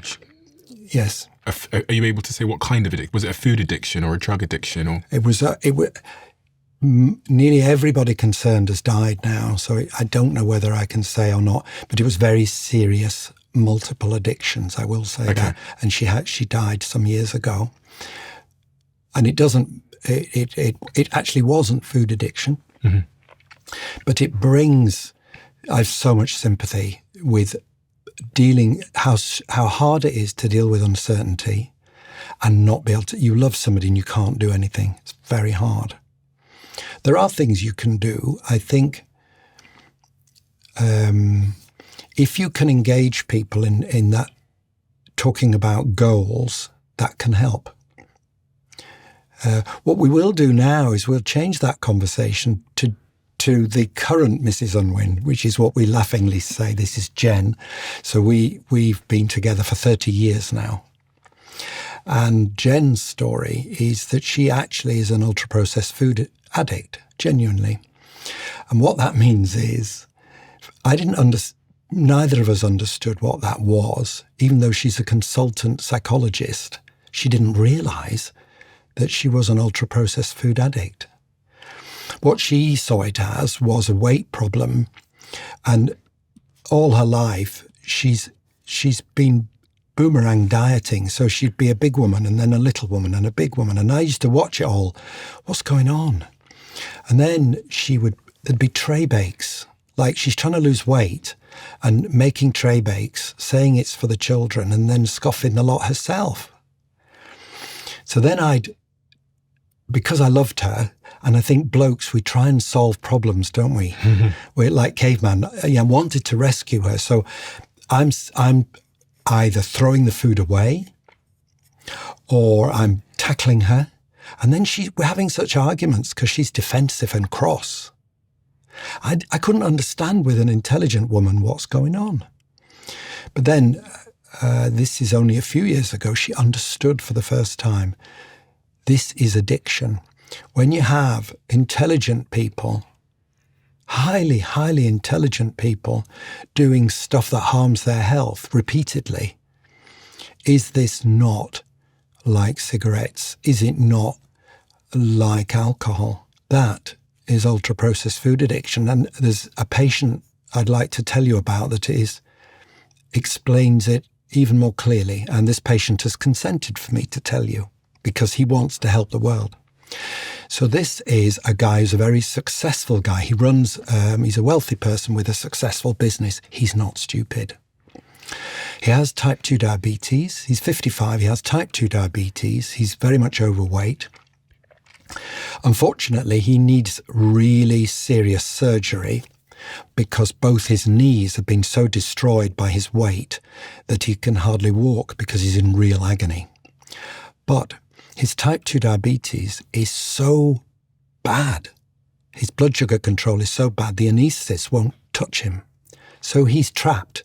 He can't get the op because his blood sugar is high. He can't run his business easily because he can't hardly walk. So, obviously, what we do is we say you need to go low carb. And it works for a bit, and he loses some weight, but then he gains the weight again. And this goes on for 4 years while I see him so regularly, every month. What's going on? What's going on? Oh, excuses, the grandchildren. I've got a holiday, Christmas, it goes on. Anyway, then his wife came to see me and she said, Dr. Unwin, I need to level with you. You need to understand what's going on. I find that my husband is getting up at 4 a.m. and eating bread out of the fridge. So what I do now, what I started doing was at the end of every day, I put all the bread in the bin if it hasn't been eaten that day. But then I discovered my husband was going in the bin to eat the bread. Then what she does, she's a very formidable woman. She started putting detergent, liquid detergent on any bread that goes in the bin. But he still eats it. He's getting up at 4 a.m, rummaging through the bin to eat the bread with the detergent on.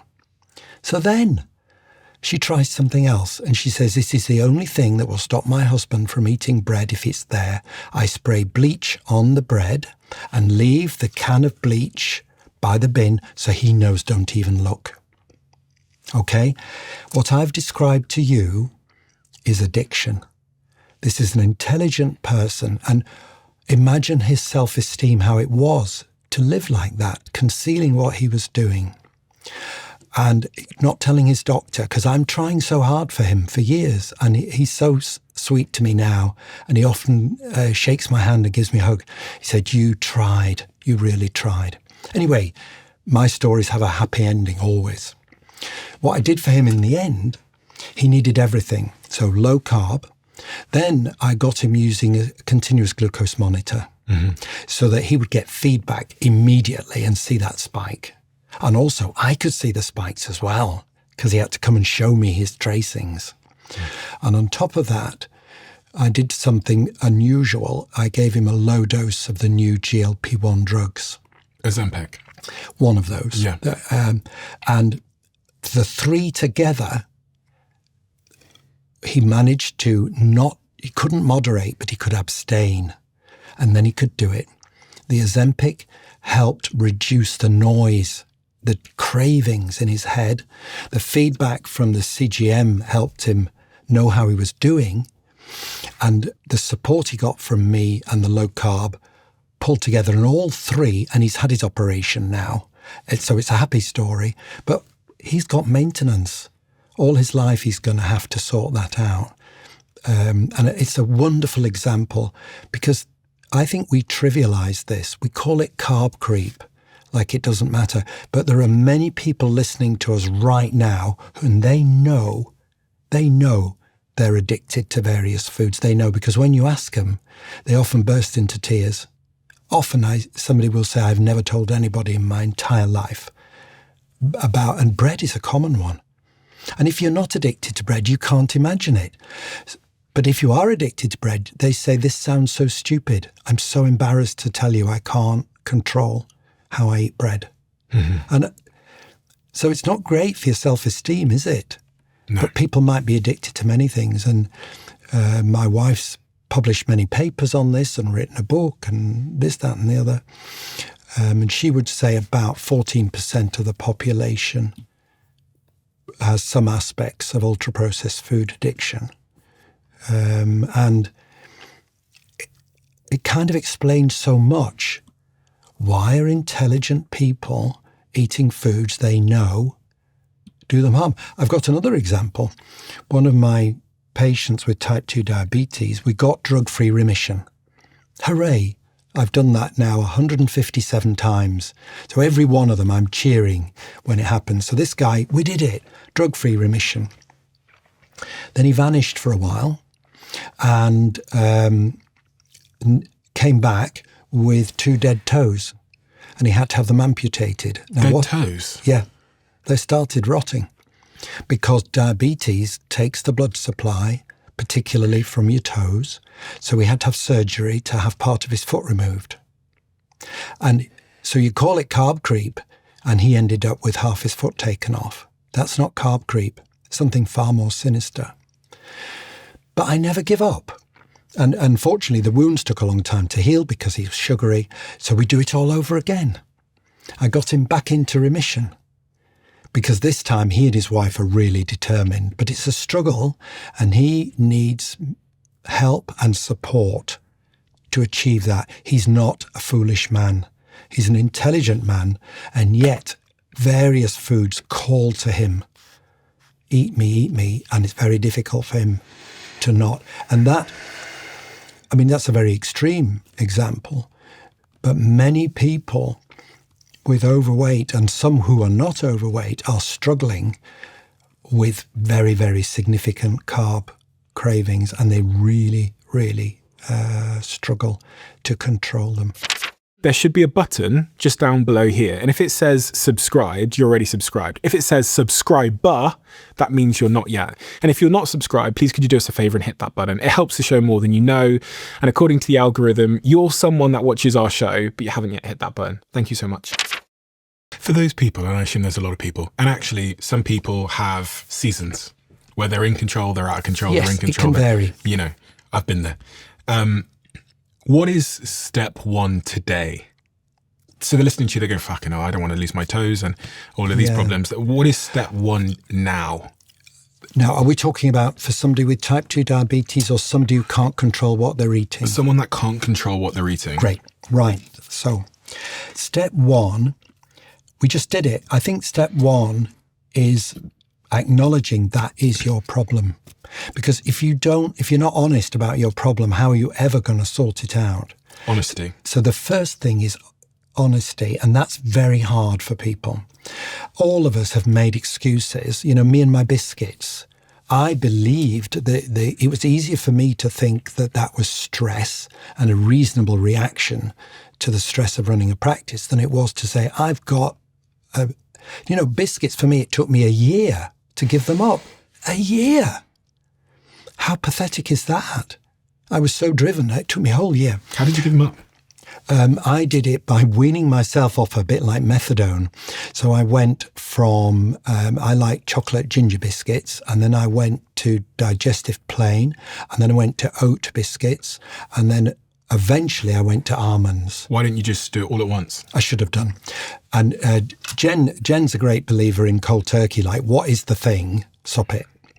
I wasn't man enough for that, and it took me a whole year. So the first thing is be honest, truth. Be honest with yourself, even if you can't tell other people. Be honest with yourself.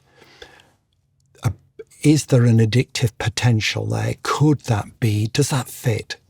Number two, specifically, which foods is your problem? And be honest. Because if you're not honest, then number three is have a plan for abstinence. Mm-hmm. Because if you have got an addictive potential, it won't be one biscuit. And we all, how many of us have said, I'm going to give up ice cream or biscuits or pizza or whatever it is. And then you have a shit day. And you did. Well, or you have a drink or whatever, and you think tomorrow. Work stresses you out. Yeah, tomorrow. So it's very important to be specific about the food and then to have a plan for how you are going to do it. And another thing is sometimes it's helpful, the people around you that love you, mm-hmm. maybe share with them that it's important and that I might need some help. Please be tolerant with me, like cigarettes. Please be tolerant if I'm short-tempered. I'm going to try and do this thing because it's important. The difficulty, it depends whether the person that loves you can be gentle or if they're heavy-handed. If you confess this and then they police you... Judgmental. Yeah, it doesn't help. Yeah. What you're asking for is gentle support and tolerance. I can think of a time of my life where I was with somebody and they were so into their health that it made me start to hide when I was eating bad. Exactly. Yeah. Thank you for that. That's what happens. And you see that people become deceitful. Yeah. So if you police somebody you love, the result is deceit. I was hiding the wrappers of the things I was eating. Jen did that with me.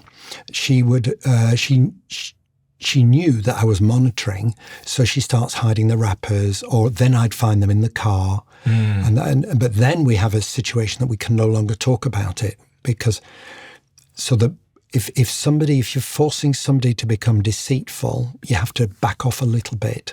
Yeah. Because that deceit then affects self-esteem, and that can make them worse. And you didn't want to make them worse. And then they're lonely because they can't share the bad days. Yeah, it's really good. I wonder, please could we show Jen's book at this point? Of course. So can I just explain the book? So this is Jen's book. And the most important thing is Jen doesn't make a penny out of this book. So it's fork in the road with the idea that in your journey, which one are you going to pick? Do you see? So it's fork in the road. She doesn't make any money from this. Every penny goes to a charity that she's set up, helping people with food addiction. It's available on Amazon and self-published on Amazon. How much does this book cost? It's not a lot, is it? It's about £15. Oh, no, it's less. I think it might be 10 quid. Okay, I'll tell you what I'll do. Yeah. I'll buy 1,000 of them. Fabulous. And I'll put a link below in the comment section. And so all you've got to do is, if you've really enjoyed this conversation and you'd like to get Jen's book, Fork in the Road. A Fork in the Road. Maybe we could even get some of them signed. Not all of them, because that'll break a hand. But hopefully get a couple of them signed. Oh, that is brilliant.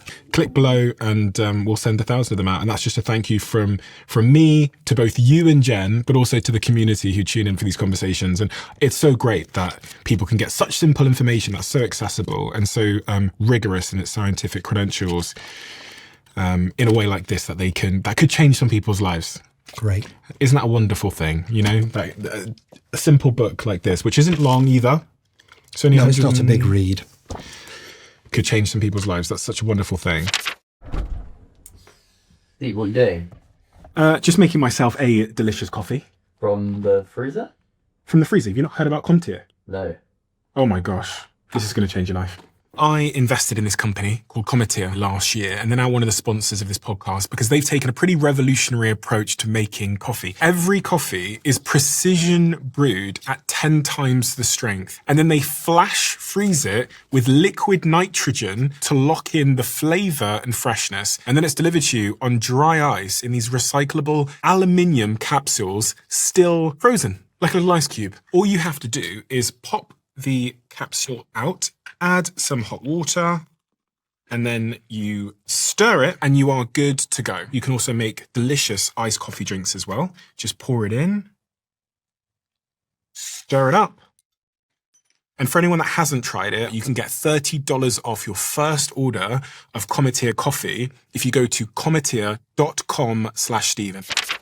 I've done almost 700 interviews with some of the most interesting people in the world. And one of the things you learn, which is unexpected, is that vulnerability is the doorway to connection. And after sitting here for 2-3 hours with a guest, I feel a deep sense of connection to them. And as they leave, what I get them to do is to write a question in the diary of a CEO. We've taken all of the questions from the diary of a CEO. We have put the question here on this card with the name of the person that wrote it. So you can sit at home, as I do with my fiance and my colleagues at work and other people in my life. Whenever we get a minute, we play the Diary of a CEO conversation cards. And it is incredible what happens. These are great if you're in a romantic relationship and you want to connect your partner more. These are also great if you're in a team and you want to bond your team together. And I have to say, they're also great for families that want to learn more about each other and that need a good excuse to spend some time in a digital world, in the analog environment, connecting human to human. It is remarkable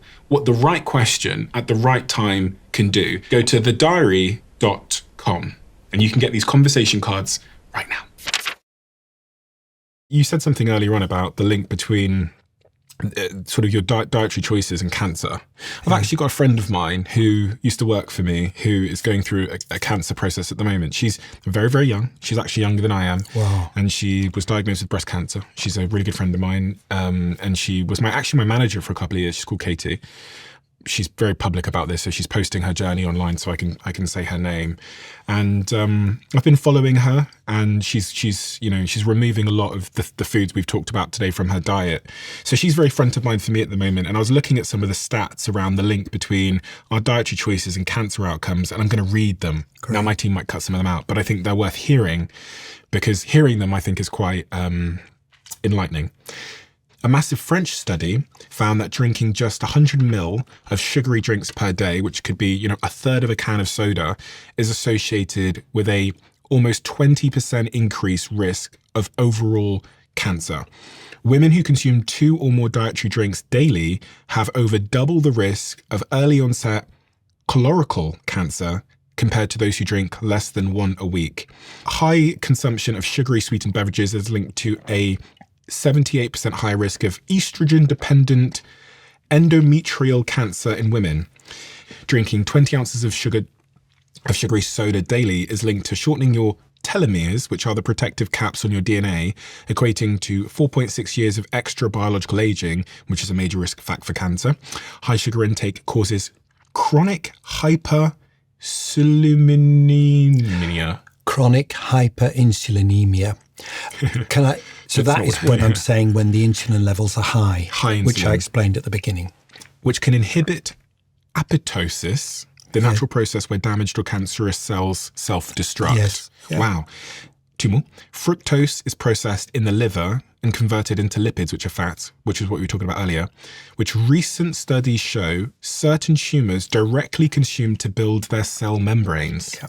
And lastly, diets high in added sugars chronically elevate C-reactive proteins called CRPs, an inflammation marker that is heavily correlated with tumour progression and metastasis. Yeah. So what I'd like to... that is so interesting, and it brings to mind a really important point. We talk so much around the world about treating cancer, but what about prevention? Because for your friend, that's a life sentence and she's living with uncertainty and fear.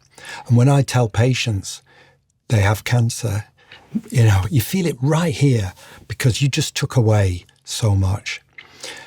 And it's interesting, do we try hard enough? If we know that, are we trying hard enough to prevent cancer? Because that's what we should be doing. Because we know a lot that I think after smoking, diet is the next commonest cause of cancer. And, how serious does it have to get? When you just gave all those references then, and I know that junk food is linked to all-cause mortality. It's linked to so many things. What are we prepared to sacrifice for enjoying treats and snacks? It's kind of, when you look at it like that, it's really bonkers, really bonkers. This sounds a bit crazy, but sometimes I imagine receiving the diagnosis. Yeah. And I do a bit of, I guess they might call it a pre-mortem, not a post-mortem, where I imagine on that day the decisions I wish I would have made. And I'm not saying all cancer is linked to what we eat, because that's not the case, but I'm imagining like the worst diagnosis I could ever be given, and the doctor telling me that my lifestyle choices contributed to that over the last 5, 10, 15 years. And in that moment, is there any sugary drink that is worth it? There's just not, you would just wish with every bone in your body when you come home and tell your fiance, your partner, your kids that you've got this horrific diagnosis, you would just wish that you had made a different decision. I also think that's a very good strategy for dealing with problems. Mm-hmm. You know, your life must be so complicated. I can't begin to imagine how many problems you're solving and the complications and the people you deal with. And yet all of them are as nothing against a cancer diagnosis, aren't they? Mm-hmm. So that you would look at the problems you have right now and you'd laugh. Yeah. Yesterday, I was worried about the traffic or whatever. And I think it's a leveler. Mortality is a leveler. All my life, I've been obsessed with death, and it worries me. I can't sort out in my head, what does death mean? Or, you know, it really scared me when I was a child, the idea of death. But what it's given me is a drive to not waste time and to think about what's the best use of today. And you seem to have that kind of energy as well. The interesting thing about this idea of wasting time as well is through everything you've talked about today, we can both waste less time, but also have more time. And when I learned about the difference between like lifespan and health span, that Yes. also added to this equation. Yeah. You know, people still live to 80 years old, but they're Is only it healthy worth it? for like 30, 40 years. And that's the idea of health span is very important because we know in the UK it's going down. Oh, is it? Yes. They're looking at that. Now, lifespan is hanging out there as sort of stuttering along, but health span is going down in the UK, and it's worth thinking why that is. Well, I would hazard a guess it's relates to all the things you've talked about today. I think it may do. In England, you're totally right. It says, in England, the situation is particularly alarming. Health span is actively declining, even as overall lifespan slowly creeps up. Recent 2024 to 2026 data from the Office of National Statistics, the ONS, and the Health Foundation paints a stark picture of the UK's widening sick years gap. Over the last decade, healthy life expectancy in the UK has fallen by roughly 2 years. As of the latest data, men in the UK can expect to spend about 60 years in good health and women about 60 years of good health as well.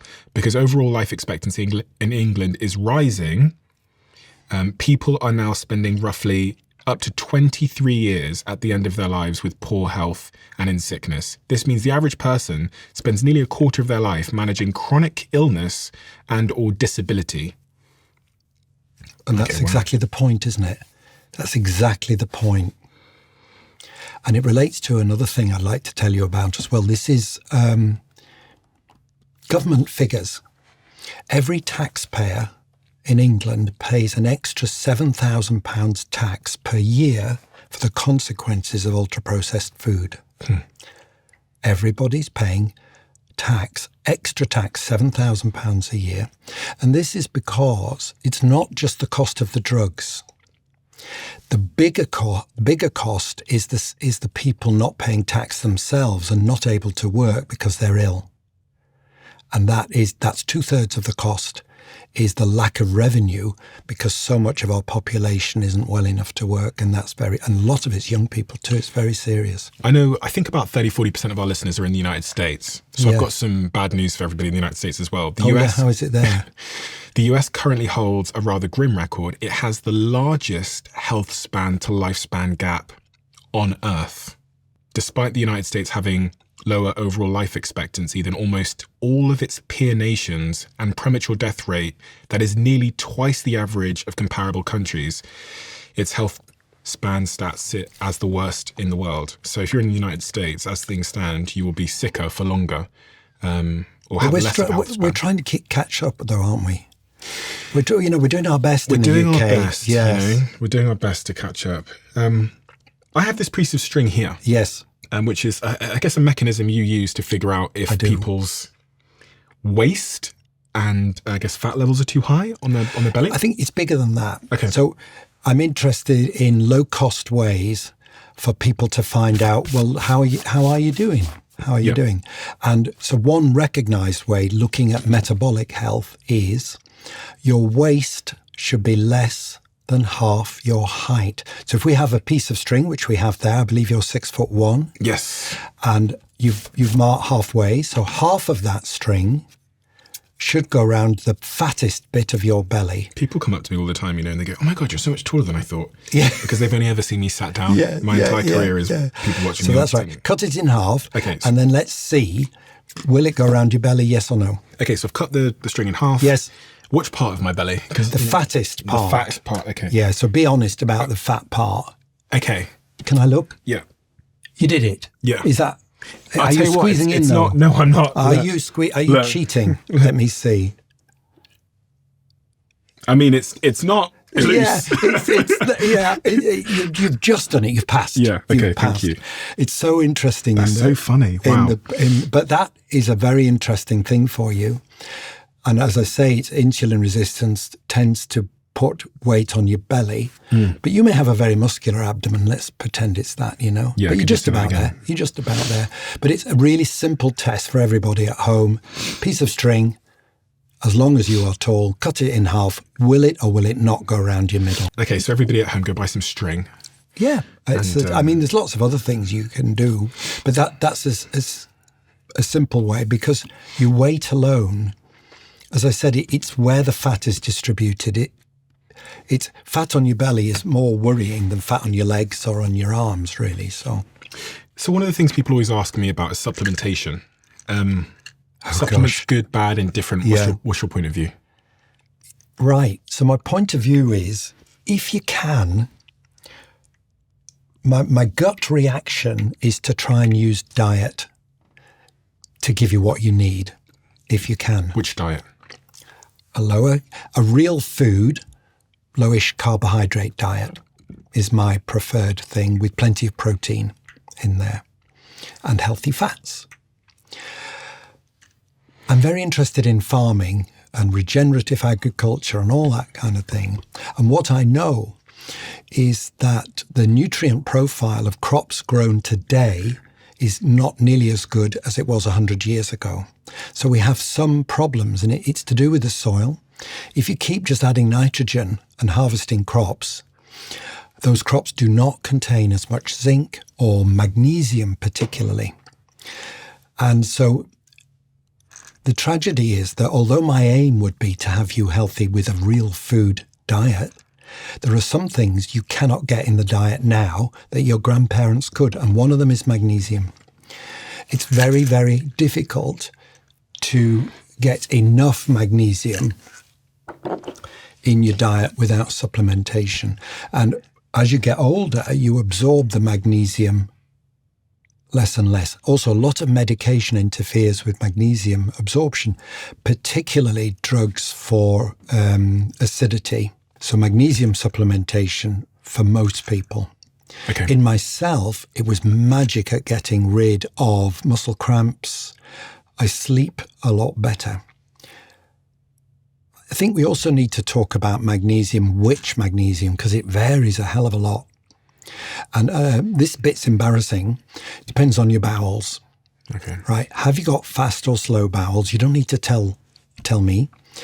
If you tend to be a bit constipated, magnesium citrate is very good. It helps. It's more laxative, and you absorb some of it anyway.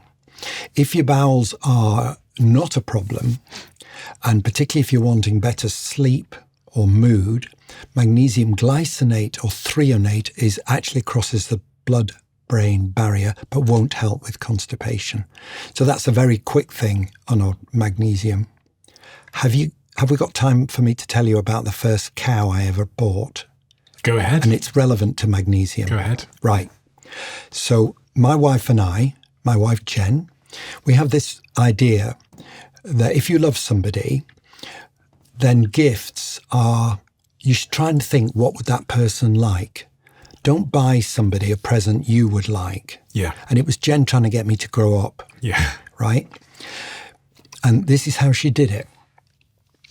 So she said to me one day, right, get a coat and a pair of Wellingtons, I'm going to take you out.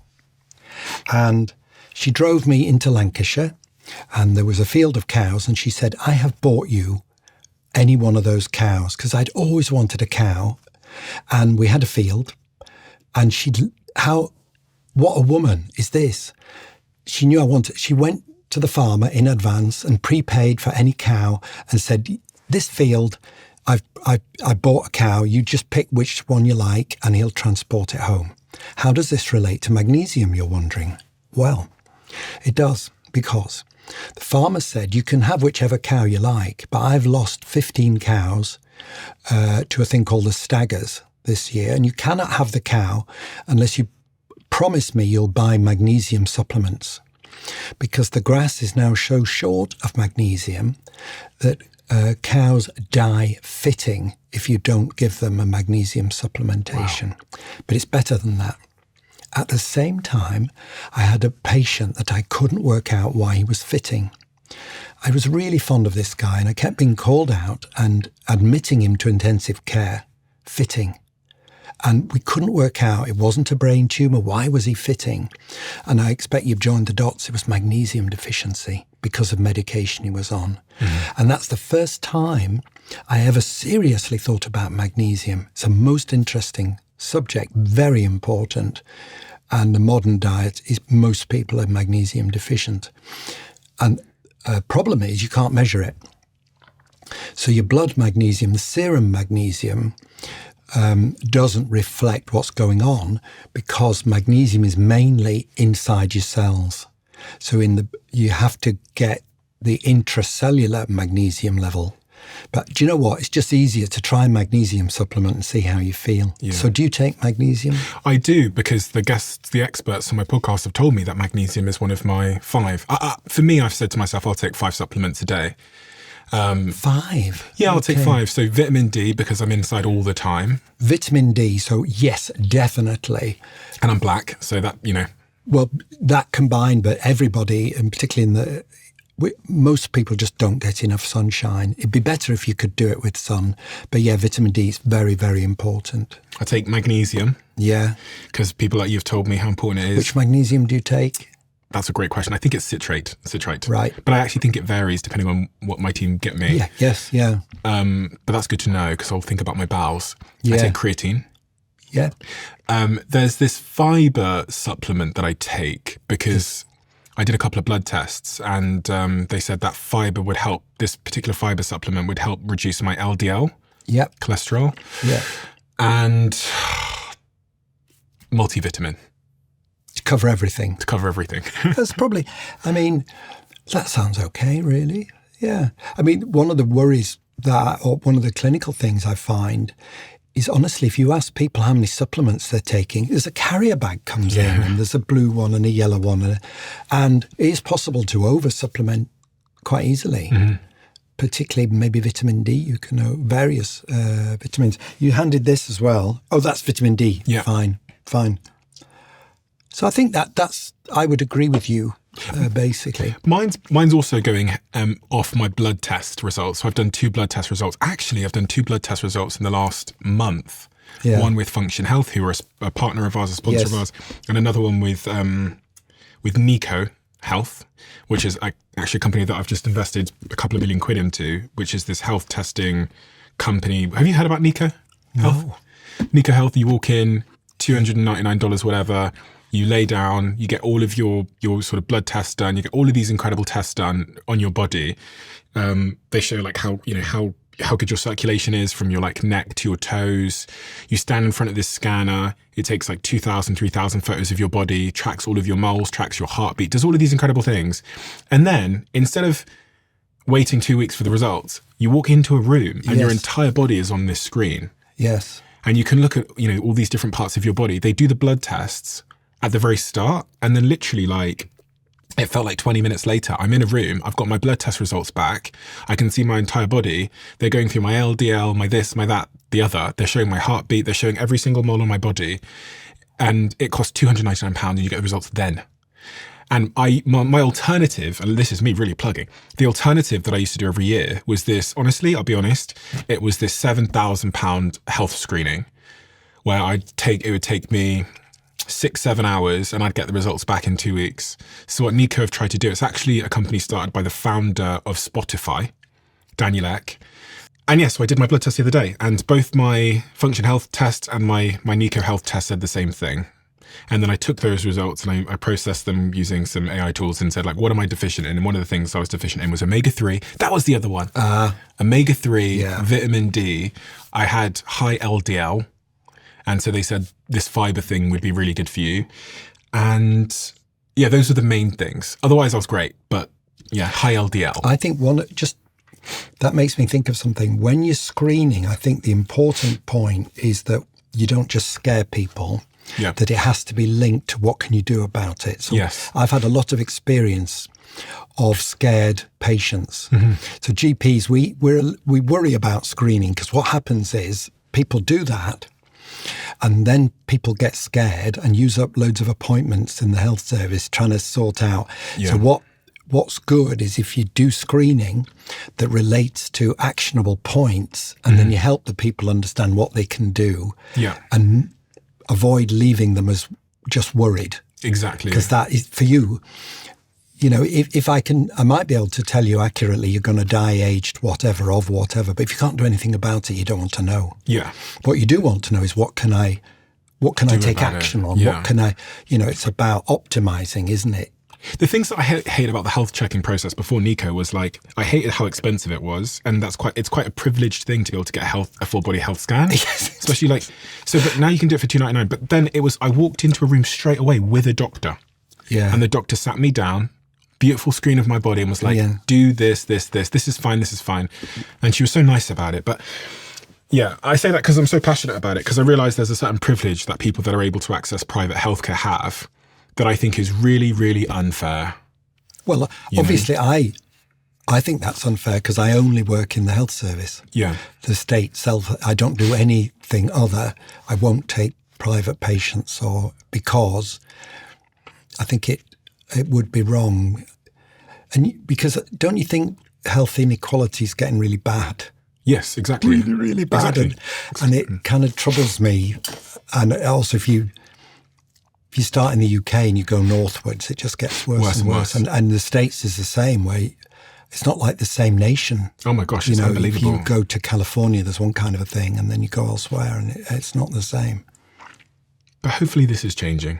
I think social media helps because it doesn't cost much, does it, to go on social media and find out things? Exactly. And people like you, who've increasingly loud voice across lots of podcasts and who are reaching millions and millions and millions and millions and millions of people.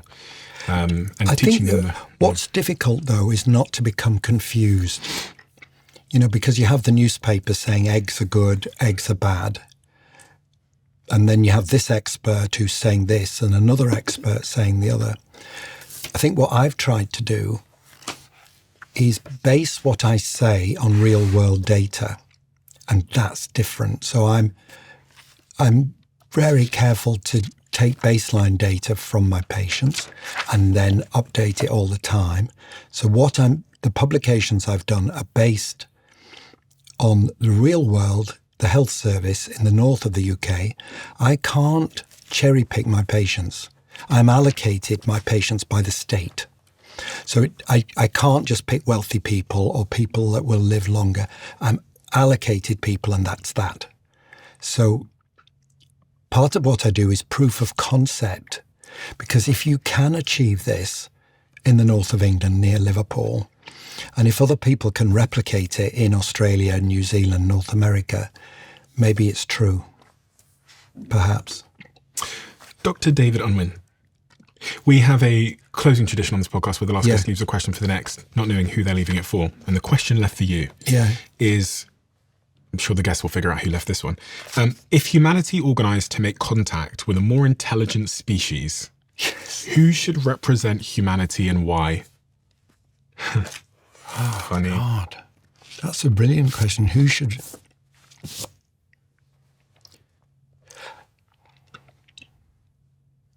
The first person, this is a person I'm going to nominate. What about David Attenborough? He's 100 years old and he's spent so long thinking about the planet. And wouldn't he be a wonderful ambassador? And because I am passionate about biodiversity, I'm passionate about sustainable agriculture and sustainable food, I pick David Attenborough. I think that's a wonderful choice. I think the aliens would really like him. They would. They would. That's my answer. Thank you so much for what you do. You're really remarkable in a way that's quite rare. And listen, I would know because give me the feedback. I love feedback. No, that's you really good. are remarkable. You're really remarkable in a way that's very rare. And I don't say this to all of my guests, but you are for a variety of reasons. Okay, I'm going to give you all of the feedback. Thank you. The first, the most notable is you're a very kind human, and the way that you speak is very nice to listen to. Good. Again, rare. The other thing that I noticed is you're very, very, very natural and good at telling stories. And listen, why does this matter?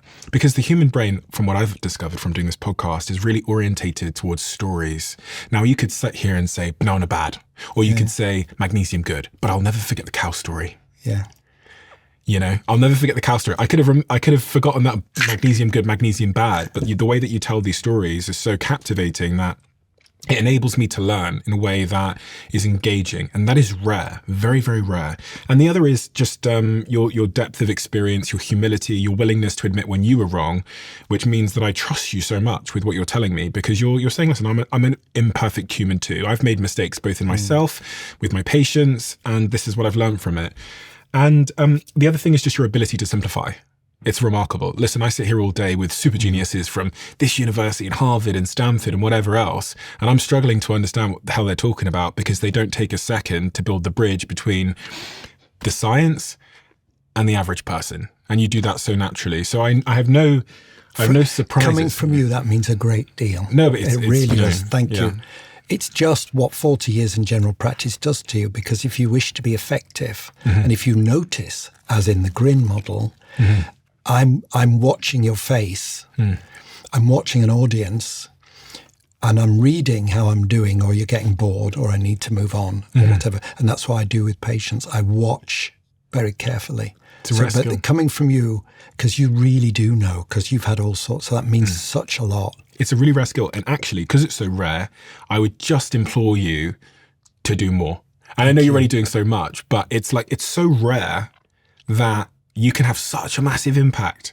Yeah. You know, so I really wish. Well, we need to talk about so I'm trying to get bigger on Twitter, so this will help me immensely. Well, how can the audience help? How can the audience help you with your mission? Well, at Low Carb GP on Twitter, please follow me on X, at Low Carb GP. Yep. The other thing that would help very much is to support the British charity that I set up, the Public Health Collaboration. It's our 10-year anniversary. We set up, these were clinicians who got together, 16 clinicians said, how are we doing? Rubbish. Can we do better? Can we give clearer public health advice? So it's called the Public Health Collaboration. So please support our charity. Go online, find out about it, come to our conferences. I'd also say notice each of us is on a journey. Be clear about your goals. Notice what works for you, because that's what you're doing. And each of us, see yourself as an experiment. Don't be frightened of experimenting, but if you're going to experiment, notice, measure something, and then you'll see how you're doing. And one thing I think that gives me hope is continuous glucose monitors, because you're getting, individualizing right there. How is my blood sugar? I can check mine in a minute and see how I'm doing. I think continuous glucose monitors, which, by the way, are only $20, $30 on Amazon or a website. Yeah, I would think, you know what? If you loved your dad, or you had somebody and it's Christmas, and you could buy a useless ornament or something, they don't need it anyway, but would they be interested to find out about their blood sugar?